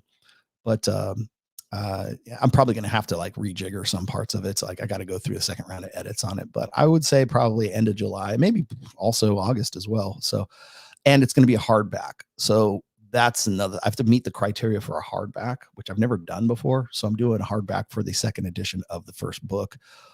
It's going to be much easier to read. The font size is something that human beings can see. And it's still, the content is still exactly the same. It's just that I've corrected the syntax errors and I've made it a little bit more digestible, if that makes sense. So that's coming. Lisa Sparks. I would love to have her on. Did Rollo book Lisa Sparks as a guest? Because he has a secret love affair with Lisa Sparks. Now I'm going to have to go jerk off to Lisa Sparks. Thanks a lot. All right. We're going to get out of here. What? One last thing. Okay. So Ned update. Ready for the Ned update? Ned has his cast off. We had to leave him at the specialist clinic by LVVSA, Las Vegas Veterinary Specialists Clinic is where he goes. And I was shocked, quite honestly, because I thought moving to Las Vegas would be like, oh man, Ned's never going to get the same level of care that he got in Reno. No, this was the best thing we could have ever done for Ned because he's in a much better house in a much better environment. And the specialist clinic that he goes to is specifically for orthopedic stuff, right? I mean, well, they have a section for it that's specifically for orthopedic stuff. And I don't know if I mentioned this when I was back in Reno, but I had also mentioned that at some point along the way, Ned was going to do what's called hydrotherapy. He has his first scheduled hydrotherapy session on Tuesday of this week. So wait. I got to do this. Where'd it go? Ned will be going to hydrotherapy. If you don't know what hydrotherapy is for a dog, especially a greyhound, what they do is they put the dog in kind of like a big aquarium that has a treadmill in it, like a plastic treadmill, a waterproof treadmill. And then they have a specialist, a therapy specialist for broken bones, I guess, for the dogs. So what I'm going to do, I've been waiting for this moment for a very long time. What I'm going to do is I'm going to live stream. I'm going to live stream the hydrotherapy session for Ned when he, well, maybe it'd be embarrassing for the first time. It'll certainly this time or the next time, but I definitely want to live stream Ned in the water tank doing hydrotherapy because he has the, yes, for a dog. Yes, actually for a dog, for sure. Yes, you are correct. They also have like laser therapy for the muscular stuff. But I mean, he's a greyhound, so he's an athlete. The last time he had X-rays, he was doing better. There's more muscle, or excuse me, the muscle's coming back from being atrophied, but the bone is solid enough that they took him out of the cast and out of the splint, and we're still kind of like have to be very ginger with him because I don't want it to re-break. But so far, so good. And like I said, good enough that he's going to do hydrotherapy on Tuesday. So that should be fucking funny. Why do you waste so much money on a fucking dog? Okay. Would you like to know why? Because he's not a dog. He's my best friend. I would do it. You know why? I'll tell you why. Because there was several times since Ned got attacked by a greyhound, or by a Rottweiler. So if you recall, back in in October of last year, it was my wife and our other dog Anna were out walking, and they were attacked by a Rottweiler. Well, Ned fought this damn Rottweiler off that had a good 70, 75 pounds on him, defending Anna and defending my wife, who ended up breaking a finger trying to separate the dogs, and has been, gosh, how many surgeries has he had? He's had at least 5 or 6 surgeries since then. And then the thing is I'm not wasting any money on Ned. No. The Rottweiler's homeowner's insurance is going to be paying for most of this, or if not all of this. So I will get him the best treatment I can possibly. If they want to put every extra they possibly can, I will take that too, because that's coming out of the lawsuit that's already been filed. So we will see how that goes. But yeah, I mean, but even if it is, I'd still eat the cost because he's my best friend, and he went down swinging, and he did what he's supposed to do: defend my family, defend the other dog, defend my wife. So that's how it is. Yeah, you guys, like, people ask me that question. It's like, dude, do you know me? It's like, I'm not a sucker for dogs, but I have been reconditioning and retraining and rescuing and rehabilitating racing greyhounds since 2010. So yeah, you're goddamn right. I'll freaking do. Way to go there. You're goddamn right. I'll spend that money. Absolutely. He's a good boy. He is a good boy. I love my Ned. He's more than a dog, man. He's just like my best friend. So I would do it for him. I don't know about other dogs, but I definitely do it for him. I hope everything works out. I hope it does. I mean, we've been like back and forth with this for like almost a year now. Remember, it was October. So it's been at it. But anyways, Hydrotherapy Tuesday. I'm going to live stream it. I don't give a fuck what you guys say. All right, people. I will see you soon. Don't forget, we'll be back here 1 p.m. Pacific, 4 p.m. Eastern on Sunday. And no Access Vegas, but we will be doing Babes in Toyland. If you want to be a part of the Gentlemen's Club, MOA Gentlemen's Club, you can hit me up and I'll put you on the list. Yeah, assuming you haven't already got it from my mailing list. So if you're on my mailing list, you probably got the invite already.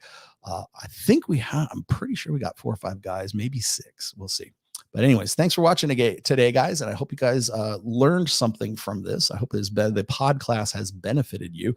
And thank you very much for all of the super chats and your continued support, because that's what keeps this channel going. All right, guys, I will see you soon. Goodbye.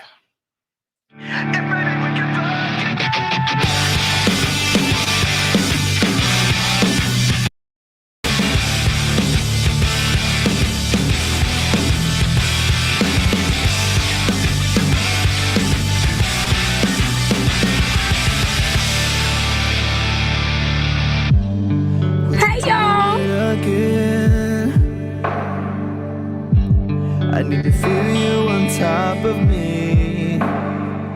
It was my first time, but I was just a kid when we met and went to bed. It was my first time. What do you expect? Where are the Cheetos? Rules now in the game. I've got some new tools. Please do the same. Time came by and went over like a matchbox stereo. Keep my thoughts now, let go. Bound to keep me up all night. FBI, open up! But maybe we can fuck again, and maybe things are different. Goddamn, baby, one more again. Won't you put it on me one more again? I need to know. Gotcha, bitch. Fuck again, then maybe things are different.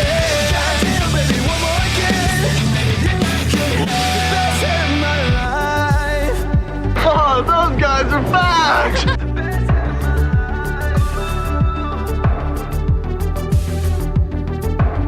Now we're fucking in the bathroom, tearing up every wall while I got your hair. Why you screaming my name?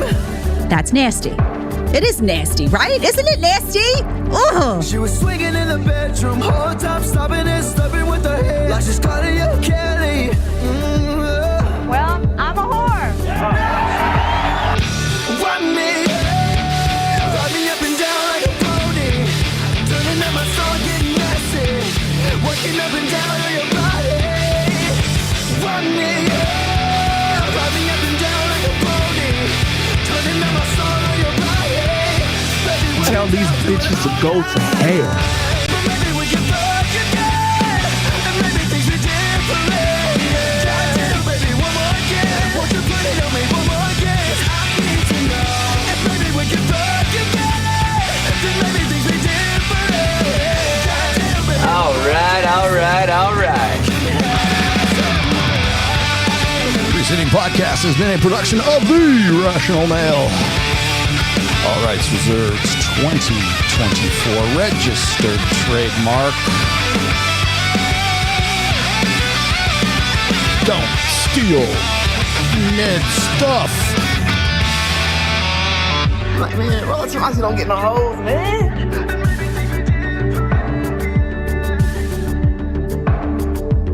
That's nasty.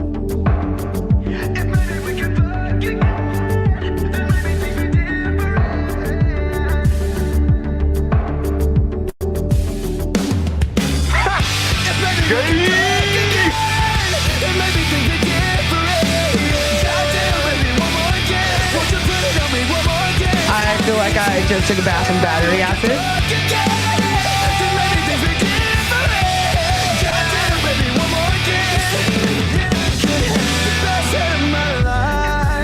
She's not a Christian!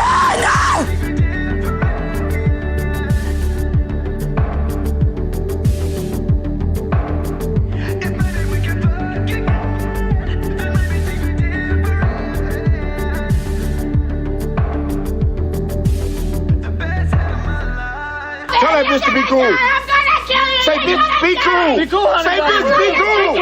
Tell that fucking bitch to